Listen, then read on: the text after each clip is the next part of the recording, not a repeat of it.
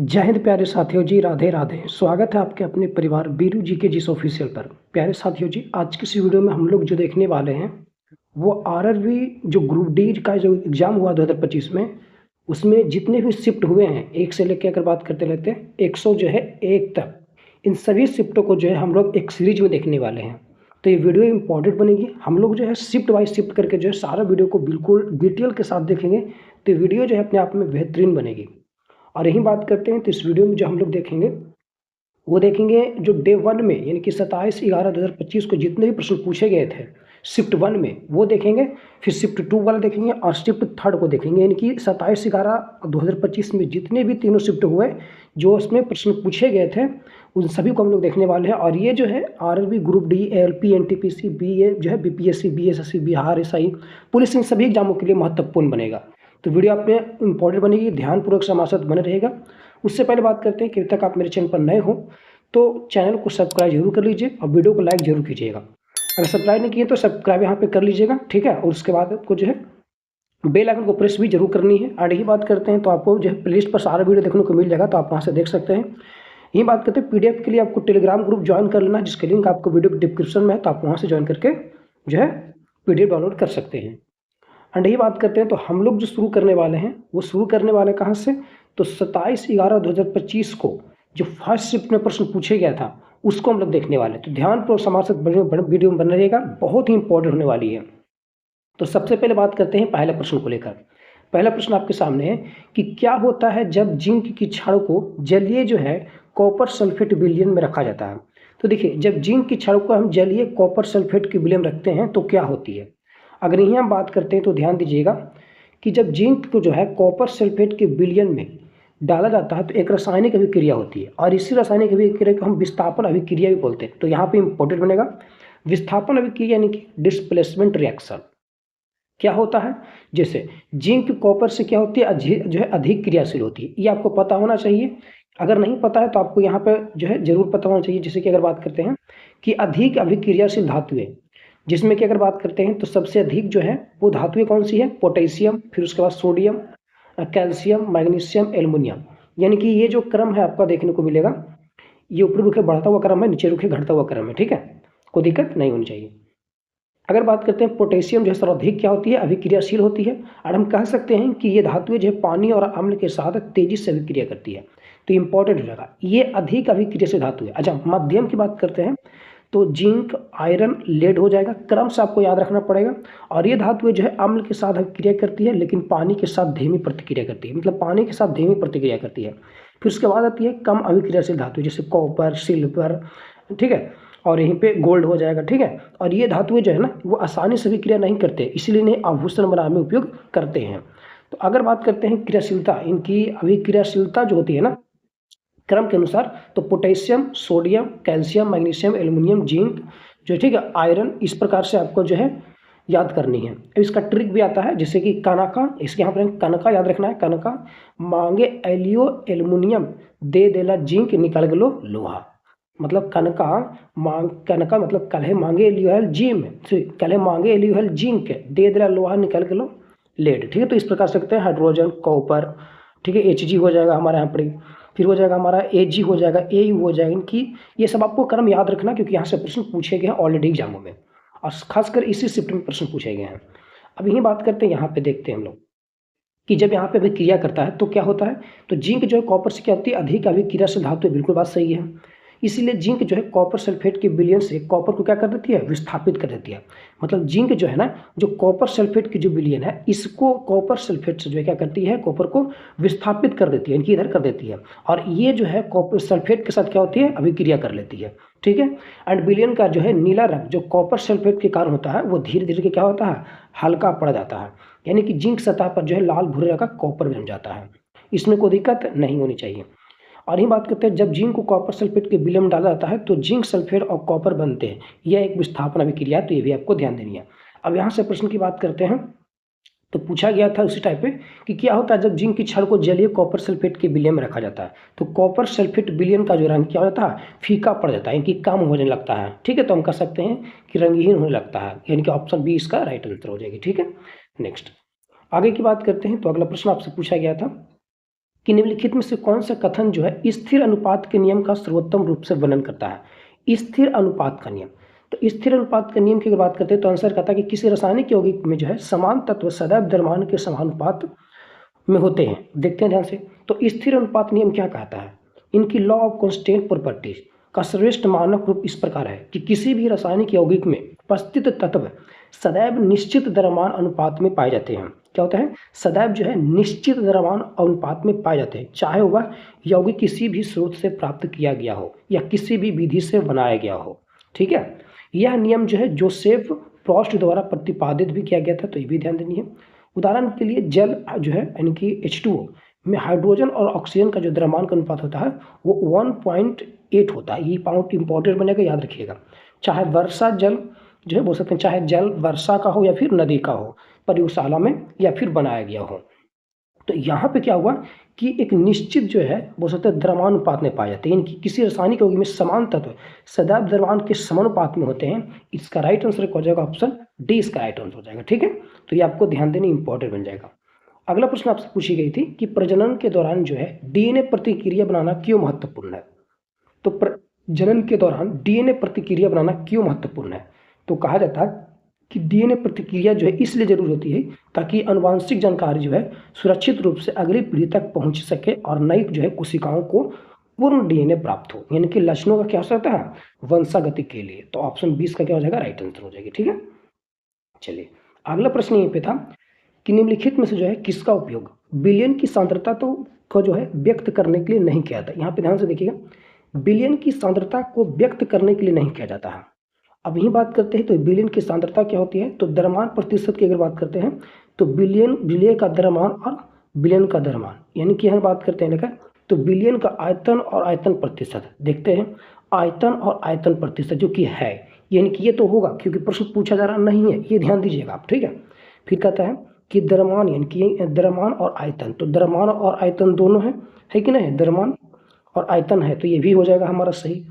फिर यही बात करते हैं तो किसी बिलियन का द्रव्यमान प्रतिशत यहाँ भी है, तो ये भी हमारा सही हो जाएगा। लेकिन गलत कौन है, तो आयतन और द्रव्यमान प्रतिशत, ये गलत है, तो ऑप्शन 20 का क्या हो जाएगा, राइट आंसर हो जाएगा। ठीक है, इतना टॉपिक मतलब कि जितना महत्वपूर्ण जो आपको लाए हैं संक्षेप में, बहुत बढ़िया तरीके से जो है विस्तार के रूप में भी आपको देखने को मिलेगा, जो इससे आपको जो है आगे आपको प्रश्न नहीं पूछेगा, टोटल इसी से रहेंगे। ठीक है, अगर प्रश्न पूछेगा भी तो ये बहुत इंपॉर्टेंट टॉपिक है, बहुत ही इंपॉर्टेंट वीडियो है, सीरीज है, तो अंत तक हमारे साथ वीडियो में बने रहिएगा। ठीक है, ये सभी एग्जामों के लिए इंपॉर्टेंट होगी, तो आप ध्यान दीजिएगा। और बात करते हैं नेक्स्ट यहीं पे, तो 5 नंबर प्रश्न कि वह कौन से जो है पोल्ट्री पक्षी है जिन्हें अंडे उत्पादन के लिए पाला जाता है।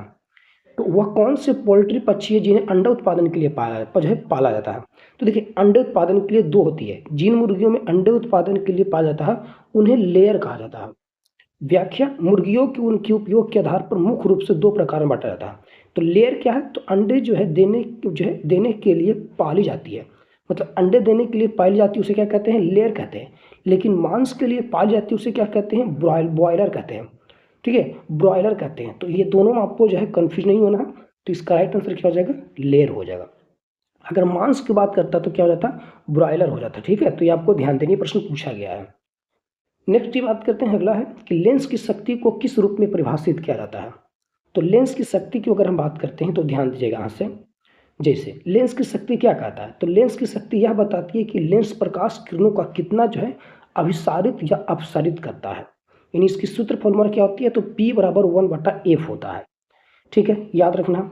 इसकी इकाई की बात करते हैं तो लेंस की जो है शक्ति की इकाई डायोप्टर होती है। ये सब प्रश्न पूछा जाएगा, तो याद रखिएगा जितना भी जो अलग टॉपिक दी गई है ना वो इनफ है आपके एग्जाम के लिए। कहीं भी आपको जो है कोई भी टीचर जो है इतना बढ़िया से जो टॉपिक लाकर जो है विस्तारित रूप में डिटेल के साथ नहीं देगा, तो ये अपने आप में बेहतरीन बनेगा, आपको अंत तक देखनी है। अच्छा, विशेष बातें क्या है, तो कहता है उत्तल लेंस जो है कि शक्ति क्या होती है, धनात्मक होती है, ये आपको याद रखना है। फिर ये बात करते हैं अवतल लेंस की जो शक्ति होती है क्या होती है, ऋणात्मक होती है। दोनों या ध्यान रखनी है। फोकस दूरी कम होगी तो शक्ति क्या होगा, अधिक होगा। यानी कहने का मतलब हुआ कि जैसे फोकस दूरी अगर कम करते हैं तो शक्ति जो पावर है वो अधिक हो जाएगा, लेकिन यहीं पे अगर शक्ति को कम करते हैं तो फोकस दूरी क्या हो जाती है, अधिक हो जाती है। तो ये आपको याद रखनी है। फिर उदाहरण की बात करते हैं, यदि लेंस की फोकस दूरी 0.5 जो है मीटर है, तो इसकी जो पी हो यानी कि शक्ति जो होगी वो क्या होगी, तो 1/0.5 बराबर 2 डायोप्टर यानी कि 2 डायोप्टर होगा। लेकिन याद रखिएगा ये मीटर की अगर बात करते हैं तो जैसे कि अगर हम बात करते हैं तो ये मीटर वाला है, ठीक है। यहीं अगर सेंटीमीटर की बात करते हैं ना तो 100/F हो जाता, ये आपको ध्यान देना, ये सेंटीमीटर की बात करते हैं तो, ठीक है। अब बात करते हैं यहाँ पे लेकर हम लोग, तो कहता है लेंस की शक्ति को किस रूप में प्रस्तुत करते हैं, तो मीटर में इसकी फोकस दूरी के व्युत्क्रम यानी कि P बराबर 1/F, ये मीटर में हो जाएगा, ठीक है। तो ये आपको ध्यान देनी है, तो इसका आंसर क्या हो जाएगा, ऑप्शन डी हो जाएगी।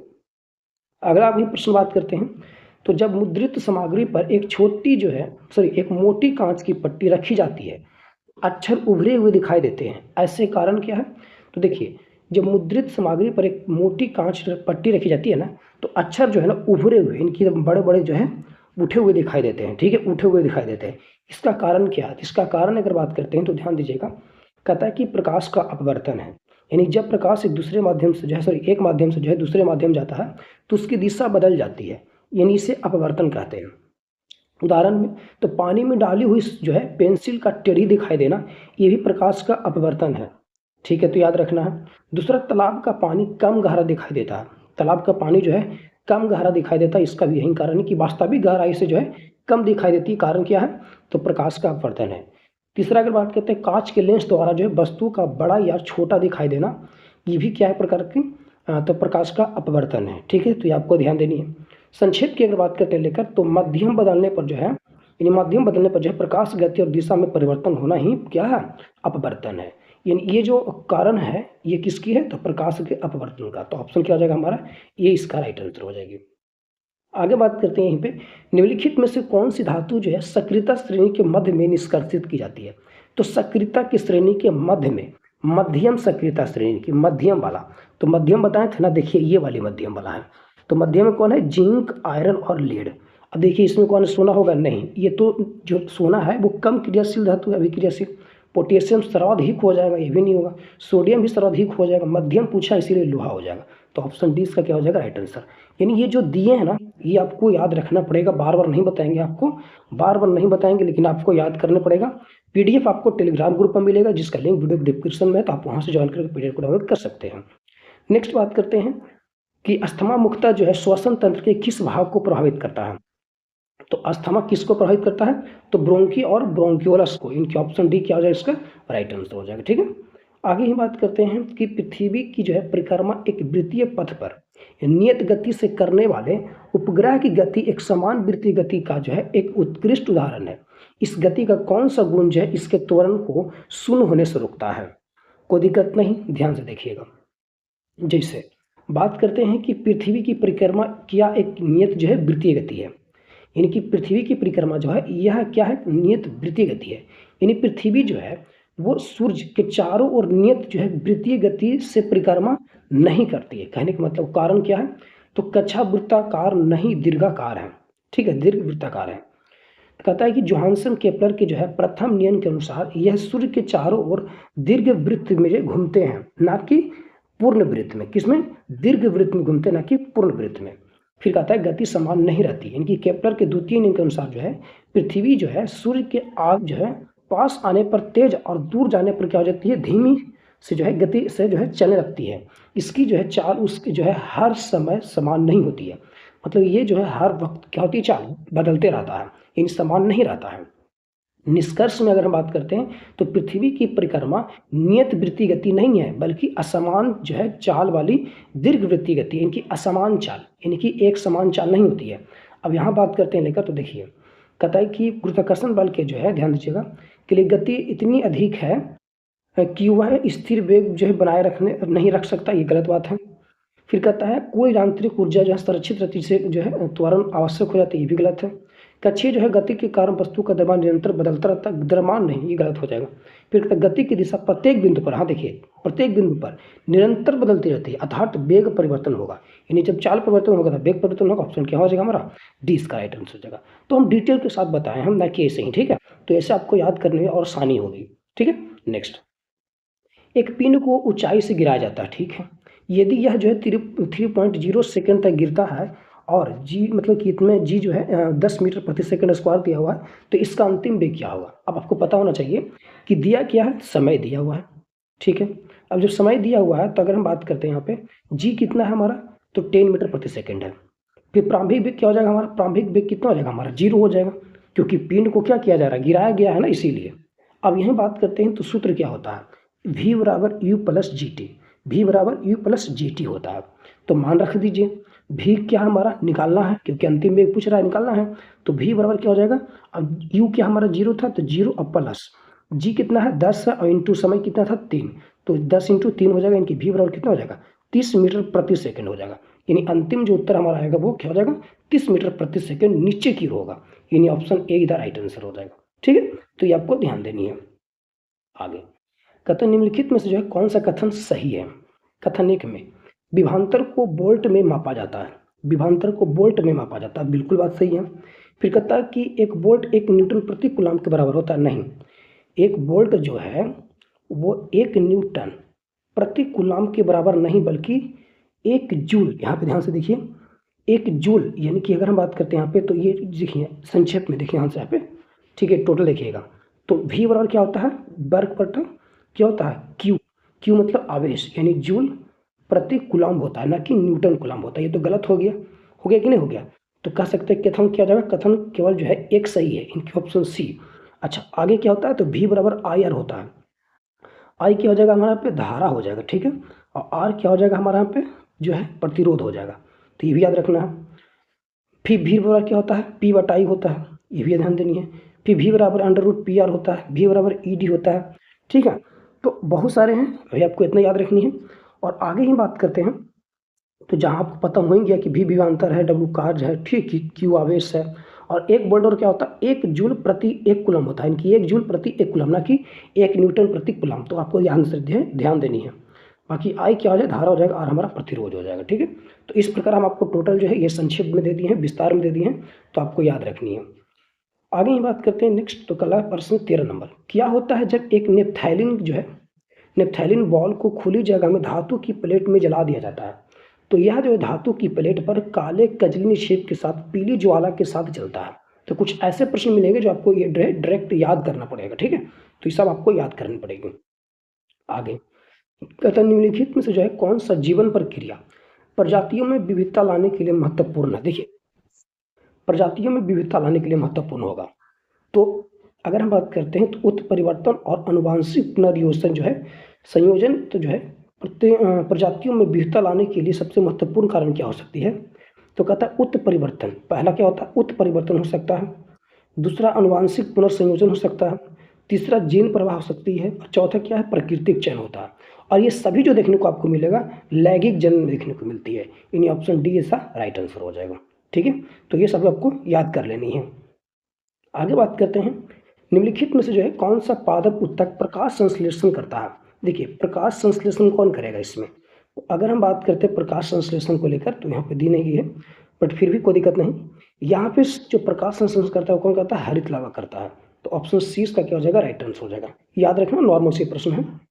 आगे बात करते हैं यहीं पे लेकर 16 नंबर, वह जो है प्रक्रियात्मक समूह जिसमें ऑक्सीजन विषम परमाणु नहीं होता है। देखिए ऑक्सीजन विषम परमाणु नहीं होता है, ये आपको ध्यान देनी है। तो जैसे कि अगर बात कर रहे हैं तो उदाहरण क्या होती है इसकी उदाहरण जो होती है वो CH3Cl की क्लोरोमीथेन हो जाएगा। और यहीं कुछ और बात करते हैं तो इसको डायरेक्ट याद रखिए क्या ना आप, कि हेल जो है हेलो एल्केन में हाइड्रोजन जो ग्रुप के जो तत्व होते हैं, जैसे कि फ्लोरीन, क्लोरीन, ब्रोमीन, आयोडीन का एक ही परमाणु जुड़ा होता है, ठीक है। तो इस स्थिति में जैसे कि कीटोन समूह, कीटोन का समान सूत्र क्या होता है, CO होता है। अब इसमें अगर हम बात करते हैं तो एक ही ऑक्सीजन परमाणु होता है, इसीलिए ऑक्सीजन की संख्या कितनी है, ऑक्सीजन की संख्या 1 हो जाएगा, इनकी विषम हो जाएगा, ठीक है। लेकिन यदि प्रश्न है कि जिस समूह में ऑक्सीजन की संख्या विषम नहीं है अर्थात सम है, तो वह कौन होगा, तो वह हो जाएगा कार्बोजिलिक अम्ल समूह, इन COOH। इसमें कितने हैं, 2 हैं, यानी इसमें जो है 2 ऑक्सीजन परमाणु होते हैं, तो इसलिए सम संख्या होगा।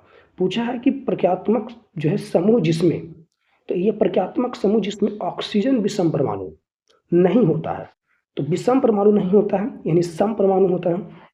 तो यहाँ पे हेलो एल्केन क्या है, एक ही परमाणु द्वारा जुड़ा होता है।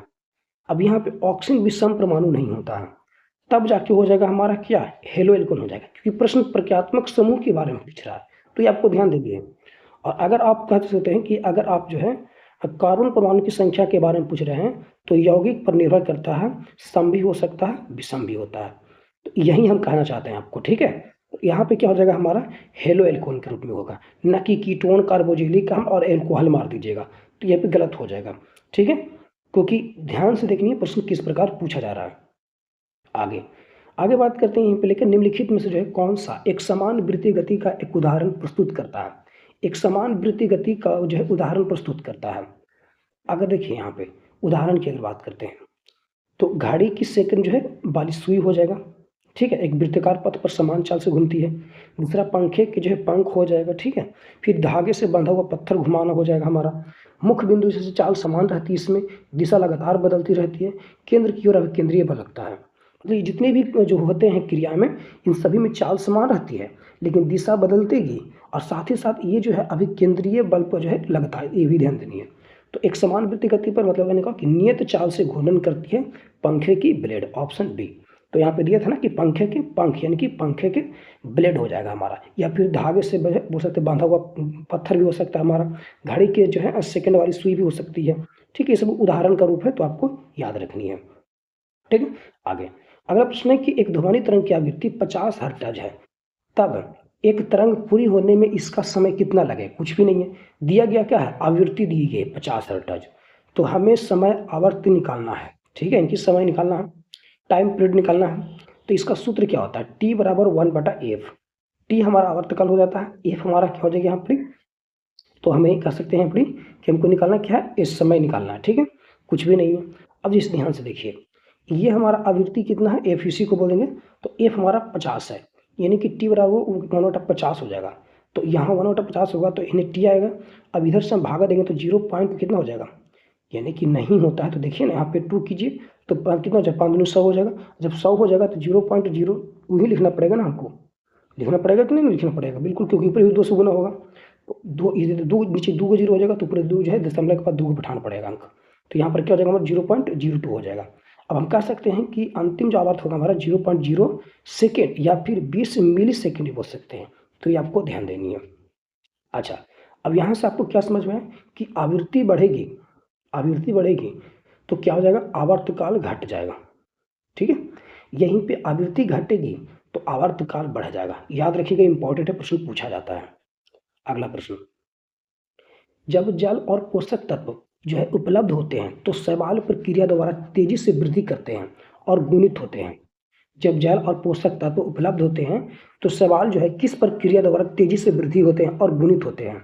तो ये कौन है, फ्रेगमेंटेशन है। इनकी फ्रेगमेंटेशन की बात करते हैं तो खंडन जिसको बोलते हैं, और ये हमारा क्या हो जाएगा, ऑप्शन 20 का राइट आंसर हो जाएगा। अब यहाँ पे ध्यान दीजिएगा आप लोग कि सभी जो क्रियाएं देखने को मिलेगी आपको लैंगिक प्रजनन में देखने को मिलेगी या फिर अलैंगिक प्रजनन में।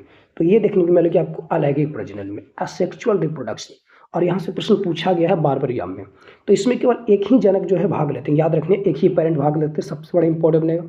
अब इसमें प्रमुख कौन कौन सी है, द्विविखंडन हो जाएगा, बहुविखंडन हो जाएगा, कली लगना हो जाएगा, बट जिसे बडिंग बोलते हैं, यानी मुकुलन बोलते हैं, खंडन हो जाएगा, बीजाणु निर्माण हो जाएगा, वनस्पतिक प्रजनन होगा।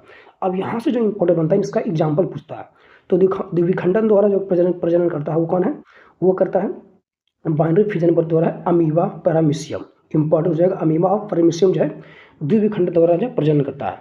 फिर बहुविखंडन की अगर बात करते हैं जैसे प्लाज्मोडियम बहुविखंड द्वारा करता है, याद रखना बहुत इंपॉर्टेंट है ये, स्क्रीन शॉट लेनी नहीं है, सबको PDF डाउनलोड करना, टेलीग्राम ग्रुप ज्वाइन कर लीजिए, लिंक वीडियो के डिस्क्रिप्शन में, तो वहाँ से ज्वाइन कर सकते हैं।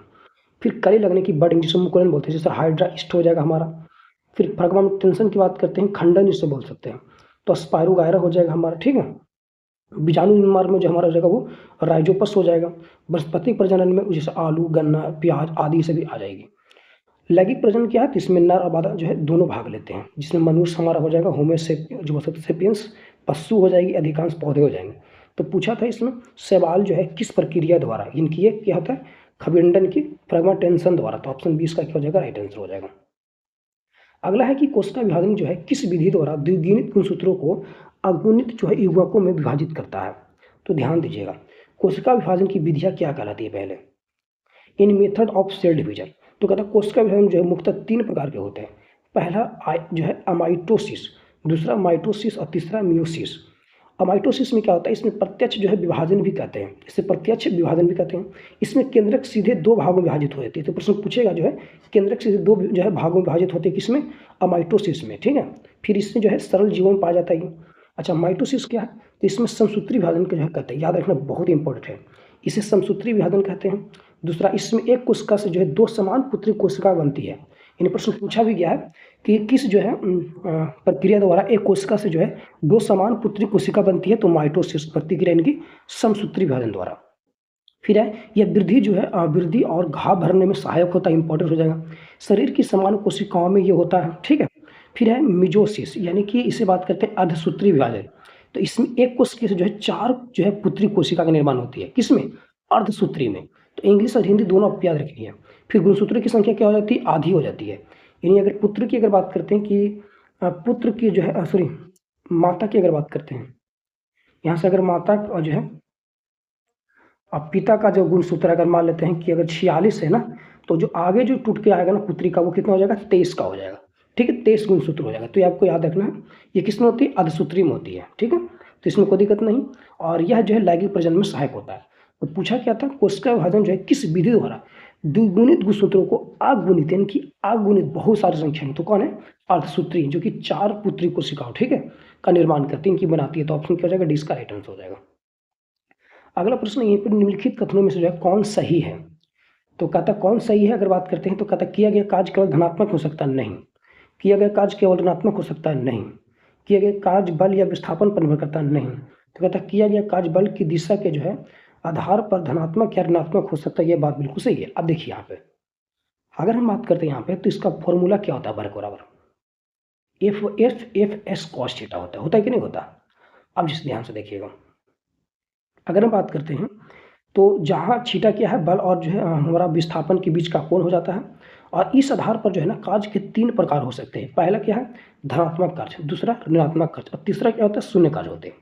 अच्छा, धनात्मक कब होगा, जब बल और विस्थापन एक ही दिशा में होगा। ध्यान से देखिए, जब बल और विस्थापन एक ही दिशा में हो, यानी कि थीटा बराबर 0 डिग्री और कोस थीटा होता है, तो कोस थीटा बराबर क्या हो जाएगा, हमारा 1 हो जाएगा।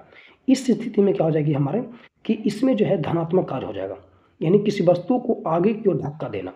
समझ में आया, किसी वस्तु को आगे की ओर धक्का देना, यानी और बल और विस्थापन, ये हमारा अगर वस्तु है, इधर से हम जो है मान लेते हैं कोई भी जो है 5 न्यूटन से जो है बल से धक्का दे रहा है, ठीक है।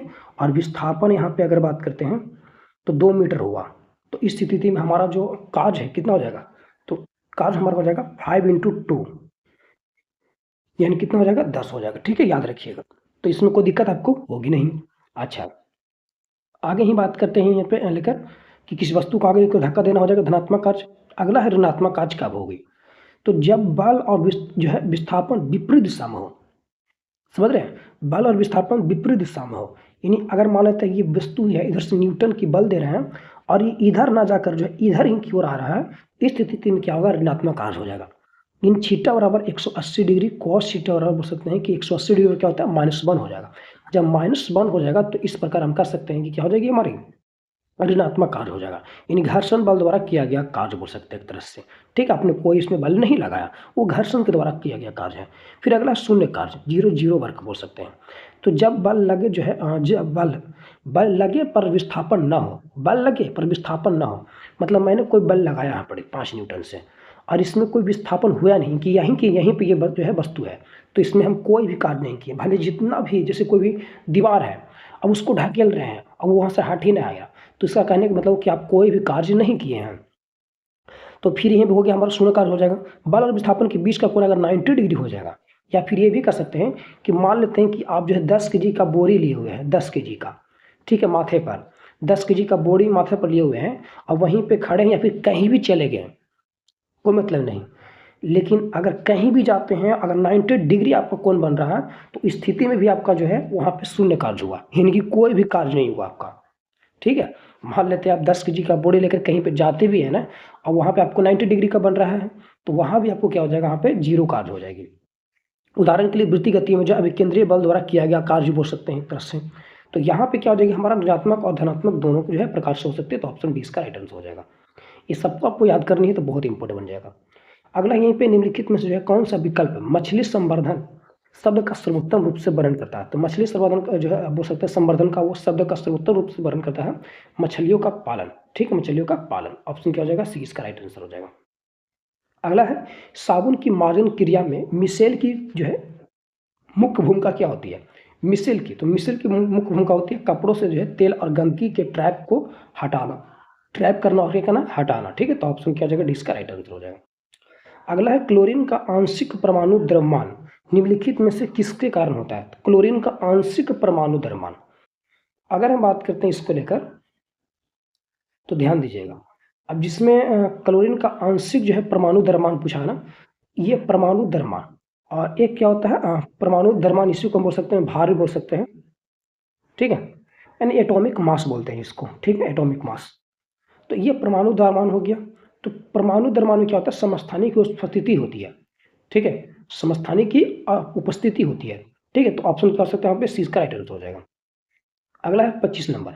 एक कुंडली का प्रतिरोध जो है 44 ओम है। यदि इसे 220 वोल्ट की आपूर्ति से जोड़ा जाए तो कुंडली द्वारा खपत जो है की गई शक्ति क्या होगी? तो P बराबर फॉर्मूला क्या होता है? P बराबर जो है वी स्क्वायर बटा आर होता है। P बराबर और भी होता है, P बराबर वी आई भी होता है, P बराबर जो है आई स्क्वायर आर भी होता है। लेकिन उसी हिसाब से आपको लगाना है फॉर्मूला जिस हिसाब से प्रश्न पूछा जा रहा है, जिसमें प्रतिरोध 44 ओम दिया है, यानी हमारा जो आर दिया हुआ है ना 44 ओम दिया हुआ है। फिर भी जो हमारा दिया हुआ है कितना दिया हुआ है? 220 वोल्ट दिया हुआ है। तो इस स्थिति में हम फॉर्मूला जो यूज करेंगे P बराबर वी स्क्वायर बटा आर करेंगे। तो P बराबर क्या हो जाएगा? वी स्क्वायर, इनकी 220 दिया हुआ है, तो 220 इंटू 220 हो जाएगा हमारा, इनकी इसका स्क्वायर भी बोल सकते हैं, तो 484 से हो जाएगा। ठीक है, 4084 से हो जाएगा, 4000 नहीं 48,400 हो जाएगा। और बटा क्या हो जाएगा? 44 में भाग में देखना पड़ा, इनकी जो हमारा प्रतिरोध है 44 उससे, तो भाग देंगे तो कितना हो जाएगा? 1100 वाट आ जाएगा। या फिर इसी को बोल सकते हैं 1.1 जो है किलो वाट, तो 1.1 किलो वाट बोल सकते हैं, या फिर 1100 वाट भी बोल सकते हैं। तो दोनों ऑप्शन में दिया रहेगा, तो आपको ध्यान देनी है। ऑप्शन 1100 वाट है, तो आपको सी का राइट आंसर हो जाएगा। फॉर्मूला जिस हिसाब से पूछेगा प्रश्न उसी हिसाब से आपको जवाब देनी है। ठीक है, नेक्स्ट की अगर बात करते हैं तो अगला भी देखेंगे। उससे पहले बात करते हैं कि अभी तक चैनल को सब्सक्राइब नहीं किए हैं तो चैनल को सब्सक्राइब जरूर कीजिए आप लोग। ठीक है, और उसके बाद सब्सक्राइब करने के बाद जो है बेल आइकन को प्रेस जरूर कर लीजिएगा ताकि आपको नोटिफिकेशन जरूर मिले। जो है पीडीएफ के लिए आपको लिंक वीडियो के डिस्क्रिप्शन में टेलीग्राम पर डाल दिया है, तो वहाँ से देख सकते हैं। ठीक है, कोई क्वारी आपको नहीं है तो व्हाट्सअप कर सकते हैं, और इन सबका जो आपको वीडियो देखने को मिलेगी आपको प्लेलिस्ट पर मिल जाएगा, तो आप वहाँ से देख सकते हैं। बाकी नेक्स्ट जो हम लोग देखने वाले हैं वो है आगे क्या है, तो 27/11/2025 से जो सेकेंड शिफ्ट में प्रश्न पूछे गए थे वो अब देखेंगे, तो ध्यानपूर्वक से देखिएगा। यहीं पे पहला प्रश्न की बात करते हैं। तो एक वस्तु को 78.4 मीटर की ऊंचाई से गिराया जाता है, भूतल तक पहुंचने में उसके द्वारा लिया गया समय ज्ञात कीजिए। यानी जब पृथ्वी तक पहुंचता है तो कितने समय जो है लेता है, जिसमें जी बराबर दी गई हमारी 9.8 मीटर प्रति सेकेंड स्क्वायर, इसका उपयोग करना है। तो आपको पता होना चाहिए कि दिया गया क्या है, ऊंचाई दी गई है 78.4 मीटर, जी कितना है 9.8 जो है मीटर प्रति सेकंड स्क्वायर दी गई। प्रारंभिक वेग हमारे यहाँ पे क्या हो जाएगा? 0 हो जाएगा, क्योंकि वस्तु को क्या किया जाए? गिराया जा रहा है। ठीक है, फिर इसके बाद सूत्र क्या होती है हमारा, तो एफ सूत्र जहाँ पे लगाएंगे हमें वो हाफ जी टी स्क्वायर लगाएंगे, यानी एच बराबर क्या लगाएंगे? हाफ जी टी स्क्वायर लगेगा। अब इसमें हमारा जो है रखा जाएगा मान, तो मान रखेंगे एच कितना हमारा है 78.4 है, हाफ इंटू क्या हो जाएगा 9.8 इंटू क्या टी कितना हमारा है, तो टी जो है यहाँ पे क्या निकालना हमको है, तो टी स्क्वायर हो जाएगा। फिर अगर यही बात करते हैं तो ये जो है हमारा 9.8, यानी कि इसको काटेंगे ना तो कितना हो जाएगा 49 हो जाएगा कि ना, एक 4.9 हो जाएगा, तो 4.9 हो गया। अब इसको टी स्क्वायर को जो हम क्या करते हैं, ये जो है 9 पॉइंट इसको भागा देते हैं, तो ये कितना से कटेगा 16, 9 छक्का 54, यानी कि 16 से ये क्या हो जाएगा? कट जाएगा, यानी कि टी स्क्वायर कितना हो जाएगा 16, लेकिन टी बराबर कितना हो जाएगा हमारा 4 सेकंड हो जाएगा। पूछा क्या जाएगा, मतलब समय ही पूछा गया था, तो ऑप्शन 20 का क्या हो जाएगा? राइट आंसर हो जाएगा। ठीक है, तो इस प्रकार आपको ध्यान से देखनी है। ठीक है, चलिए नेक्स्ट टाइप की जीवों में जो है लैंगिक जनन के संबंध में सही विशेषता का चयन कीजिए। जीवों के लैंगिक जनन के संबंध में, तो लैंगिक जनन क्या कहलाता है, तो लैंगिक जनन में दो जनकों की भागीदारी, युग्मकों का निर्माण, निषेचन और अनुवांशिक विविधता मुख्य विशेषता है। ये सभी तो कहते हैं बड़ी संख्या में जो है संतति उत्पन्न करती है, बिल्कुल गलत। यह जनक के जो है बिल्कुल समान उत्पत्ति करती है, बिल्कुल गलत। यह संतति में दो माता पिता के डीएनए को संयुक्त करता है, यानी ऑप्शन सी यहाँ पे है कि नहीं है, कि लैंगिक जनन में दो जनकों की, यानी कि दो जनक कौन का, माता और पिता का। ठीक है, तो ये आपको ध्यान देनी है। ऑप्शन क्या हो जाएगा हमारा? सी हो जाएगा। आगे प्रश्न है आप यहाँ से देख भी सकते हैं कि जैसे जीवों में लैंगिक जनन की विशेषता क्या है, तो 2 जन को क्या आवश्यकता पड़ती है, इसमें नर और मादा की भाग लेते हैं। गैमेट इनकी युग्मक का निर्माण बनता है, इनकी नर और मादा युग्मक बनते हैं, जैसे शुक्राणु और अंडाणु बनते हैं। निषेचन होता है, फर्टिलाइजेशन, नर और मादा युग्मक के मिलन में जो है युग्मनज बनता है, इनकी जाइगोट बनता है। आनुवांशिक विविधता होती है, ठीक है। म्यूसिस जो है विभाजन होती है, इसमें विकास की प्रक्रिया होती है, तो ये सभी आपको ध्यान देनी है। अगला प्रश्न ये पढ़िए, हाइड्रोक्लोरिक एसिड के साथ धातु सोडियम कार्बोनेट और सोडियम बाइकार्बोनेट की अभिक्रिया के बीच क्या समानता है? ध्यान दीजिए, सोडियम इनकी सॉरी HCl इनके हाइड्रोक्लोरिक एसिड के साथ धातु कार्बोनेट, ठीक है, यानी सोडियम कार्बोनेट यहाँ पे दिया है, ठीक है, सोडियम कार्बोनेट यानी कि Na2CO3 हो जाएगा। इसके समीकरण से जो बनती है वो Na2CO3 प्लस HCl यानी कि NaCl प्लस H2O यानी कि CO2। अब यहाँ से क्या हो रही है हमारे यहाँ पे, तो पूछा जा रहा है कि हाइड्रोजन कार्बोनेट बनता है, हाइड्रोजन कार्बोनेट तो कहीं पे नहीं बन रहा, तो गलत हो जाएगा। हाइड्रोजन गैस मुक्त होती है, नहीं CO2 गैस मुक्त होती है, तो ये तो गलत हो जाएगा हमारा। फिर कहते हैं सोडियम क्लोराइड बनता है, हाँ बनता है, देखिए सोडियम क्लोराइड बन रहा नहीं बन रहा, बिल्कुल बन रहा है, तो ऑप्शन सी इसका क्या हो जाएगा राइट आंसर। कहता है कार्बन मोनोऑक्साइड मुक्त होता है, नहीं CO2 मुक्त होता है, कार्बन डाइऑक्साइड मुक्त होता है, ठीक है, तो ये आपको ध्यान से देखनी है। विशेषता क्या है कि तेज अभिक्रिया होती है, कार्बन डाइऑक्साइड गैस निकलती है, इनकी झाग बनता है और 2 मोल HCl की आवश्यकता पड़ती है, ठीक है, तो ये आपको ध्यान देनी है। आशा करता हूँ आप समझ गए होंगे। नेक्स्ट अगला है कि न्यू कार्टेशियन साइन कन्वेंशन के अनुसार जो है यदि प्रकाश की किरण वस्तु के लेंस तक जाती है तो वस्तु हमेशा इस प्रकार रखी जाती है, तो वस्तु हमेशा वस्तु की यू जो है सदैव धनात्मक होती है। नहीं, ध्यान से देखिए, पहले यहाँ पर किसकी बात कर रहे हैं, लेंस के बारे में। तो क्या लेंस के लिए मुख्य भूमिका का नियम क्या है, मुख्य अक्ष के समानांतर किरण जो है, यदि किरण मुख्य अक्ष के समानांतर आती है तो उत्तल लेंस पे जो अपवर्तित होकर फोकस होकर गुजरती है, ठीक है। अवतल लेंस में अपवर्तित होकर फोकस में जाती हुई प्रतीत होती है। फिर फोकस से होकर आने वाली किरणें, यदि किरण फोकस से आती है तो ये अपवर्धन के बाद मुख्य अक्ष के समानांतर निकलती है। ऑप्टिकल केंद्र से गुजरने के वाली किरणें जो है यह किरण बिना जो है यह किरण जो है बिना मुड़े सीधे निकल जाती है, ठीक है, इसमें भी कोई आपको दिक्कत देखने को नहीं मिलेगा। अच्छा, अब आगे की बात करते हैं, तो ये हमारा जो है आपको देखने को मिलेगा, तो ये बड़ा इंपॉर्टेंट बनती है, इसे आपको याद करना पड़ेगा। अब कहता है वस्तु की दूरी जो है यू सदैव धनात्मक होती है, ध्यान से देखिए, लेंस में जो यू होती है, अब यू ही हमारा क्या है यहाँ पे देखिए, यू इस साइड होगा, तो यहाँ पे क्या बता रहा है कि ये ध्यान से देखिए हमारा, और यहाँ पे नेगेटिव, ठीक है, ये पॉजिटिव, ठीक है, इस साइड क्या है हमारा नेगेटिव है, यानी वस्तु की दूरी, तो वस्तु की दूरी क्या हो जाएगी यहाँ पर नेगेटिव, ये गलत हमारा हो जाएगा शायद। वस्तु की लेंस की बाई ओर, हाँ लेंस की बाई ओर हो सकता है, यहाँ कहने की वस्तु जो है लेंस की बाई ओर हो सकता है, और ये हमारा लेंस है, तो वस्तु यही साइड है ना, देखिए वस्तु है कि नहीं है, वस्तु है, ये भी लेंस हमारा अगर अवतल लेंस है तो यहाँ पे वस्तु हमारा है, ये बिल्कुल सही है। फिर कहता है वस्तु हमेशा मुख्य अक्ष के ऊपर हो, गलत, प्रकाश लेंस पर दाई ओर पर जो है पड़े हैं, नहीं दाई ओर से पड़े हैं, ये भी गलत हो जाएगा। तो इस प्रकार हमें आपको याद करने की जो है विशेषता है, तो आपको याद रखिए कि बड़ी इंपॉर्टेंट बन जाएगा ये भी, तो याद करना पड़ेगा। नेक्स्ट है कि निम्नलिखित में कौन सा विकल्प जो है पदार्थ के मापनीय गुण और इसकी एसआई जो है एसआई इकाई के संदर्भ में सुमेलित है, तो कहता है दाब, दाब का एसआई मात्रक न्यूटन होता है, नहीं, दाब का क्या होता है पास्कल होती है, तो ये तो गलत हो जाएगा हमारा। फिर कहता है तापमान क्या होती है, कैलोरी होती है, बताइए तापमान का क्या होता है सेल्सियस होता है, सेल्सियस, ठीक है, तो ये तो हमारा गलत हो जाएगा। फिर कहता है आयतन घन सेंटीमीटर होता है, आयतन घन सेंटीमीटर नहीं, घन सेंटीमीटर नहीं, घन सेंटीमीटर यहाँ पे दिया हुआ आयतन, यहाँ भी क्या हो जाएगा metre cube, metre cube, centimetre नहीं बल्कि मीटर क्यू हो जाएगा, घन मीटर क्यू हुआ, सेंटीमीटर नहीं। फिर कहता है घनत्व जो है वो किलोग्राम प्रति घन मीटर होता है, यहाँ भी ध्यान से देखिए। अच्छा, यहाँ पे कोई दिक्कत नहीं है, अब इसको समझिए, घनत्व दिया हुआ किलोग्राम प्रति घन मीटर होता है, तो घनत्व क्या होता है द्रव्यमान भागा आयतन, यानी द्रव्यमान बटा आयतन, इन किलोग्राम प्रति मीटर क्यूब, यानी घन मीटर, यानी केजी बटा मीटर क्यूब, ये बिल्कुल सही है। या फिर बोल सकते हैं कि घनत्व वर्ग क्या होता है एम बटा भी, यानी एम क्या है पी क्या, इस प्रकार से रो जो है घनत्व है, एम क्या है द्रव्यमान है, भी क्या हमारा आयतन है।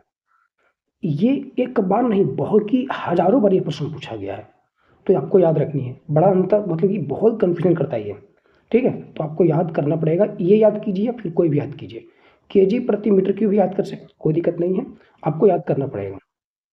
अगला है कि जो है आर्गन दी गई है और कैल्शियम का दिया गया है, इस प्रकार से एक युग्म है। तो ये सब इलेक्ट्रॉनिक नहीं है, क्योंकि इसमें जो है ना परमाणु द्रव्यमान जो है समान है, लेकिन परमाणु क्रमांक भिन्न है। तो ये आइसोवार हो जाएगा, ना कि आइसोटोप। आइसोटोप तब होता, इनकी समस्थानिक तब होता जब इसकी परमाणु जो क्रमांक है वो समान होती और परमाणु द्रव्यमान भिन्न होता। इसका राइट आंसर ऑप्शन सी हो जाएगा। आइसोटोप क्या है समस्थानिक, तो जिन परमाणु का परमाणु क्रमांक इनकी जेड जो है समान होता है, लेकिन परमाणु द्रव्यमान की ए जो है अलग अलग होती है, यानी प्रोटॉन समान और न्यूट्रॉन की होती अलग होती है, उसे समस्थानिक कहते हैं। उदाहरण के लिए आप देख लीजिए, प्रोटियम हो जाएगा, ड्यूटेरियम हो जाएगा, ट्रिटियम हो जाएगा, ये सब आपको याद रखनी है। आइसोभार क्या है हमारा, तो आइसोभार जीव जो है परमाणु की द्रव्यमान संख्या समान होती है, लेकिन द्रव्यमान संख्या समान, लेकिन परमाणु क्रमांक क्या होती है, अलग होती है। यानी प्रोटॉन क्या होते हैं, अलग होते हैं। और उदाहरण के लिए जैसे आर्गन, कैल्शियम, इसको देख सकते भी है। तो यही तो प्रश्न पूछा गया था। मुख्य विशेषता आप यहाँ से भी देख सकते हैं, तो इसे भी आप याद कर सकते हैं। ठीक है, नेक्स्ट, निम्नलिखित में से कौन सी विधि जो है फसलों के लिए जल उपलब्धता में वृद्धि हेतु सिंचाई की नई पहल का हिस्सा है। कहता निम्नलिखित में से जो है कौन सी विधि फसलों के लिए जल उपलब्धता में, तो ये कौन जाएगा हमारा जो है वर्षा जल संचय और जल ग्रहण प्रबंधन, तो ऑप्शन बी। ये तो ऐसे भी मार सकते हैं। अगला, निम्नलिखित में कौन सा जो है अल्ट्रासाउंड का उपयोग नहीं है। अल्ट्रासाउंड का उपयोग क्या नहीं है, वस्तुओं की सफाई, बिल्कुल गलत है। मेडिकल इमेजिंग नहीं, ये भी नहीं होगा। तो नियमित श्रवण परीक्षण, तो देखिए अल्ट्रासाउंड का प्रयोग नहीं, वस्तुओं की सफाई के लिए तो होता ही है, मेडिकल इमेजिंग में होता है, धातु ब्लॉक में दरारों को पता लगाने भी होता है, लेकिन नियमित श्रवण परीक्षण में होता है, ये गलत बात है। ठीक है, तो इसका राइट आंसर क्या हो जाएगा, ऑप्शन नहीं हो जाएगा। ठीक है, चलिए आगे बात करते हैं। यहीं पे ध्यान दीजिएगा, कहता कि अयस्क में जो है, अब अयस्क से अब अयस्क को हटाने के लिए जो है उपयोग की जाने वाली प्रक्रियाएं अब अयस्क और जो है अयस्क किन जो है गुणों के बीच अंतर पर आधारित है। तो ये किस पर है, रासायनिक और भौतिक दोनों पर। तो ऑप्शन डी राइट आंसर हो जाएगी। नेक्स्ट है कि एक कोशिकीय जीव का समान अनुवांशिक सामग्री वाले दो बराबर संतति कोशिकाओं में विभाजन को निम्नलिखित में से क्या कहा जाता है। दो बराबर संतति कोशिकाओं में विभाजन को, और ये जो करता है कौन करता है, और ये करता है, आपको याद रखना, बाइनरी विखंडन। यानी कि बाइनरी विखंडन जो जाएगा वो हमारा करता है, यानी कि दो विखंडन जिसमें कि अमीबा, पैरामीशियम आ जाएगी। ठीक है, तो ये आपका यहाँ पे कौन सा जाएगा हमारा, एक कोशिकीय जीव के अंतर्गत आती है। ऑप्शन क्या हो जाएगा हमारा बी, यानी कि बाइनरी विखंडन हो जाएगा। ठीक है, ये बड़ा इंपॉर्टेंट बनती है, तो आपको याद रखना है। और दो बराबर संतति कोशिकाओं की भी अगर बात करते हैं लेकर, तो होती है जिसे अलग ही प्रजनन की बात करते हैं लेकर, उसमें तो उसमें क्या कौन सी आती है वो आपको याद रखना है। जैसे अगर बात करते हैं तो समसूत्री विभाजन होती है, तो दो बराबर संतति कोशिकाओं में भी हो सकते हैं, दो समसूत्री विभाजन हो सकती है। ठीक है, ये भी आपको याद रखना। बाकी यहाँ से जो है द्विविखंडन, उदाहरण अमीबा और पैरामीशियम बहुत इंपॉर्टेंट है, यानी ये जो टोटल है ना आपको याद करना ही पड़ेगा, क्योंकि यहाँ से प्रश्न पूछे भी गए बार बार। अगला, निम्नलिखित में से जो है किस कारक में वृद्धि से चालक का प्रतिरोध बढ़ता है, बहुत इंपॉर्टेंट है। किसकी जो है कारण से, इनकी कारक से वृद्धि में चालक का प्रतिरोध बढ़ेगा। ध्यान से देखिए, कहता है कि चालक का तापमान से, फिर चालक की लंबाई से, चालक के अनुप्रस्थ काट के क्षेत्रफल से। तो आपको पता होना चाहिए कि प्रतिरोध बढ़ेगा। सबसे पहले आपको ये भी याद रखना है कि प्रतिरोध का सूत्र क्या होता है, तो R बराबर L बटा A। अब यहाँ पे इसमें ध्यान से कोई दिक्कत नहीं है, क्या क्या दी गई नहीं दी गई।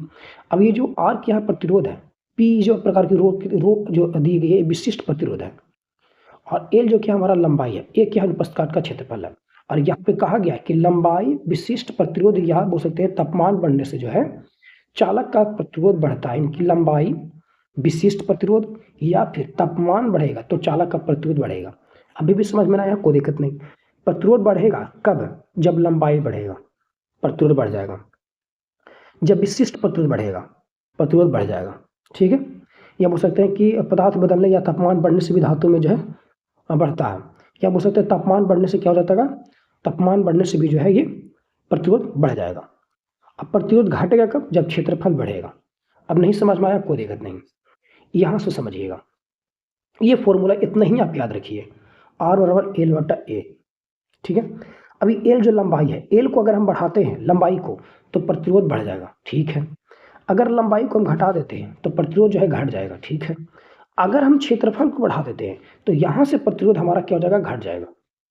नीचे अगर हम क्षेत्रफल को बढ़ा रहे हैं तो प्रतिरोध घट जाएगा, क्योंकि यही तो है, आप ध्यान से देखिए क्षेत्रफल को बढ़ाएंगे तो क्या हो जाएगा, लंबाई थी प्रतिरोध घट जाएगा। लेकिन जहीं से ही क्षेत्रफल को घटाएंगे तो जो है क्या होगा, हमारा प्रतिरोध बढ़ जाएगा। तो ये आपको ध्यान से देखनी है। तो कहता है कि चालक का तापमान, अब वृद्धि पूछा जा रहा है, तो वृद्धि कब होगा प्रतिरोध, जब चालक का तापमान बढ़ेगा, बिल्कुल बात सही है। चालक की लंबाई बढ़ेगा, बिल्कुल बात सही है। चालक के अनुप्रस्थ काट का क्षेत्र बढ़ेगा, नहीं। चालक के अनुप्रस्थ काट का क्षेत्र बढ़ेगा, चालक के अनुप्रस्थ काट का क्षेत्र बढ़ेगा तो प्रतिरोध घट न जाएगा। तो ये गलत हो जाएगा हमारा। ऑप्शन 1 और 2 की हमारा है सही है, तो ऑप्शन डी इसका राइट आंसर। बहुत इंपॉर्टेंट है, इसको याद रखिएगा, ठीक है। चलिए अगला यहीं पे है, उत्तल लेंस को अभिसारी लेंस क्यों कहा जाता है। उत्तल लेंस को हम अभिसारी लेंस इसलिए कहते हैं क्योंकि यह समानांतर आने वाली प्रकाश किरणों को अपवर्तित करके एक बिंदु पर फोकस जो है देता है। यानी कारण क्या है कि जब मुख्य अक्ष के समानांतर किरणें उत्तल लेंस पर पड़ती है तो वे अपवर्तन के बाद फोकस बिंदु पर अभिसरित हो जाती है।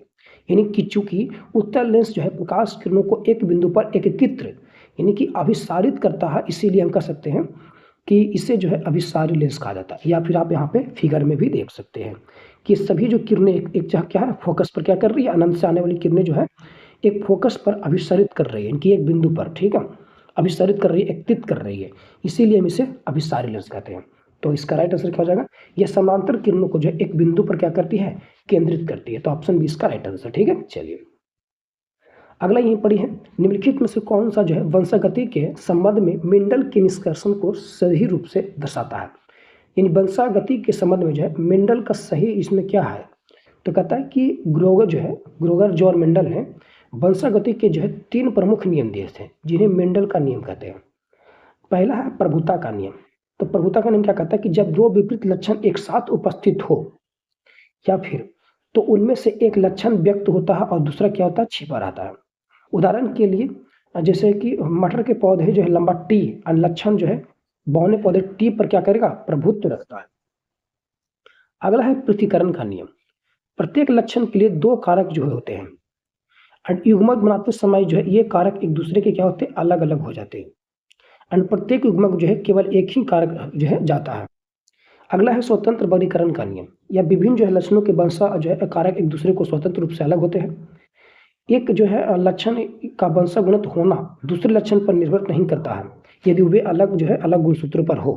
निष्कर्षण कर सकता है कि मेंडल ने बताया कि लक्षण नियमों के अनुसार पीढ़ी दर की पीढ़ी क्या होती है, स्थानांतरित होती है।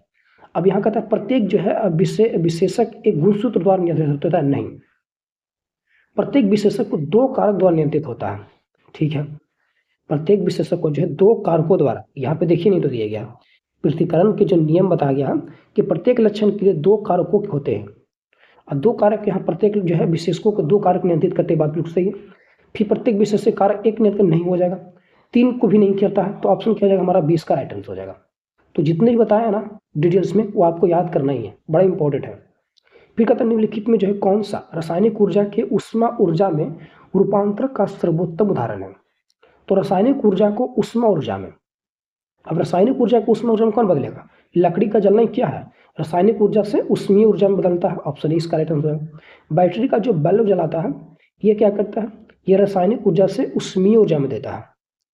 तो बैटरी द्वारा बल्ब जलना, अब यहाँ पे ध्यान से देखिए, बैटरी द्वारा बल्ब जलना ये भी सही है, रासायनिक ऊर्जा से बल्ब जो है जलना ऊष्मीय ऊर्जा में ही देती है ये भी, लेकिन यहाँ पे रूपांतर सर्वोत्तम उदाहरण पूछा रहा था, इसीलिए लकड़ी का जलना होगा।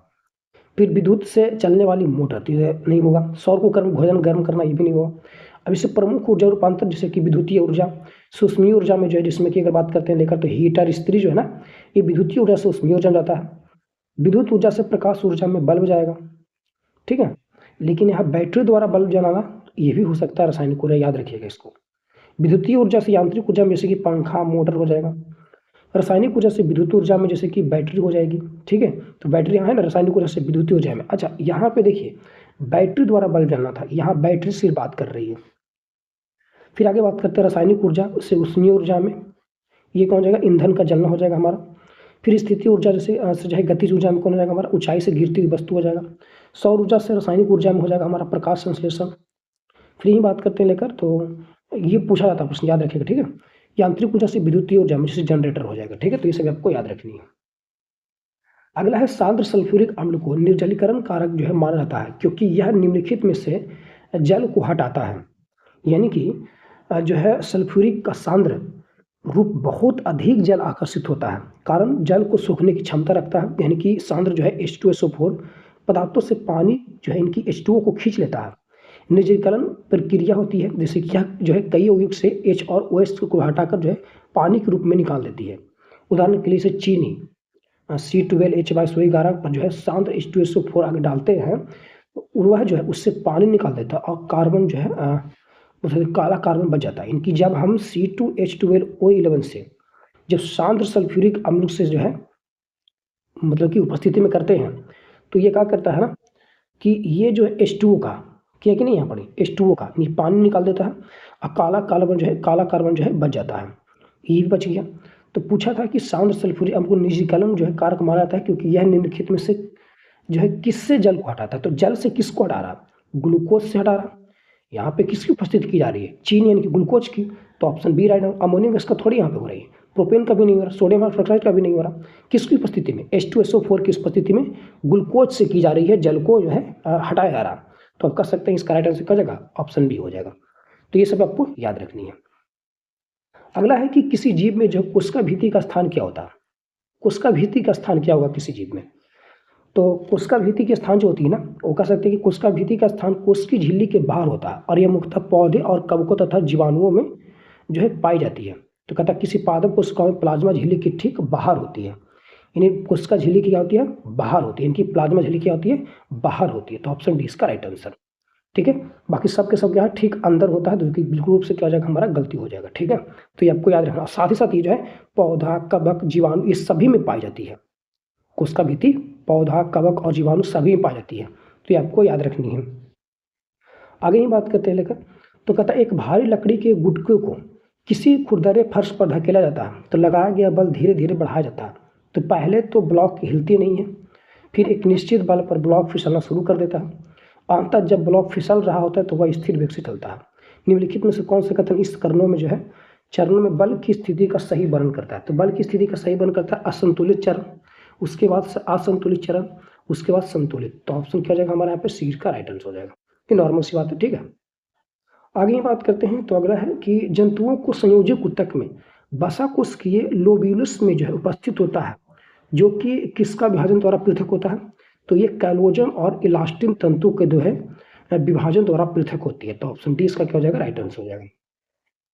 अगला मटर का पौधा अन्य पौधे पर चढ़ने के लिए किस संरचना का उपयोग करता है। तो मटर का पौधा जो है अन्य अगर पौधे पर चढ़ रहा है, इसकी संरचना का उपयोग करता है प्रतान। प्रतान को ही बोलते हैं, क्या बोलते हैं इसको, ट्रेंड्रिल्स बोलते हैं, या फिर इसी को बोलते हैं कुंडलिका बोलते हैं। यानी कि मटर का पौधा लता जिसको बोलते हैं, क्लाइंबर इसको बोलते होते हैं, और ये चढ़ने के लिए जो है कुंडलिका का यानी कि ट्रेंड्रिल का जो उपयोग करता है। यह पतली धागे जैसी संरचना होती है। ठीक है, तो आपको याद रखनी है। तो मटर का पौधा का रासायनिक नाम क्या है, पाइसम स्टैगोनियम है। ठीक है, ये भी आपको याद रखनी है। यदि किसी तार की लंबाई दोगुनी कर दी जाए और उसका अनुप्रस्थ काट का क्षेत्रफल आधा कर दिया जाए तो उसका प्रतिरोध क्या हो जाएगा। अभी जस्ट हम लोग देखे थे ना इसके बारे में कि हम लोग पूछा क्या जा रहा था कि जैसे कि किसी तार की लंबाई, तो ये आपको फॉर्मूला याद रखिएगा। अब यहाँ पे तार की लंबाई को क्या कर रहा है, दोगुना कर रहा है। आप पूछा क्या जा रहा है, प्रतिरोध, इनकी आर बराबर, तो प्रतिरोध की लंबाई कितना है, 2 गुना, इनकी 2L हो जाएगा हमारा। ठीक है, फिर अनुप्रस्थ पर काट का क्षेत्रफल कितना कर रहा है, आधा कर रहा है, इनकी 1/2 हो जाएगा। तो इस प्रकार हमारा क्या हो जाएगा, 2/1/2 जो दी गई है ना, 1/2 ऊपर क्या हो जाएगा, 2 चला जाएगा, तो 2 क्या हो जाएगा हमारा, 4 हो जाएगा। यानी प्रतिरोध कितना हो गया, 4 गुना हो गया। कहीं पे है तो मूल का कितना हो जाएगा, 4 गुना हो जाएगा। इनके ऑप्शन डी इसका राइट आंसर। और जस्ट 11 नंबर प्रश्न ये पूछा गया था। ठीक है, मतलब कि समझ रहे हैं कि कितना इंपॉर्टेंटली हम बताएं आपको। तो ये टोटल आपको याद करना पड़ेगा, कहाँ बढ़ता है कहाँ घटता है। एक तरीके से याद हो जाएगा जब आपको ये फॉर्मूला याद रहेगा। प्रतिरोध का सूत्र याद रखते हैं ना, तो याद हो जाएगा। हम बता दिए थे कि लंबाई बढ़ेगी प्रतिरोध बढ़ेगा, लंबाई घटेगी प्रतिरोध घटेगा, लेकिन जैसे ही क्षेत्रफल बढ़ेगा प्रतिरोध घट जाएगा। ये आपको याद रखनी है।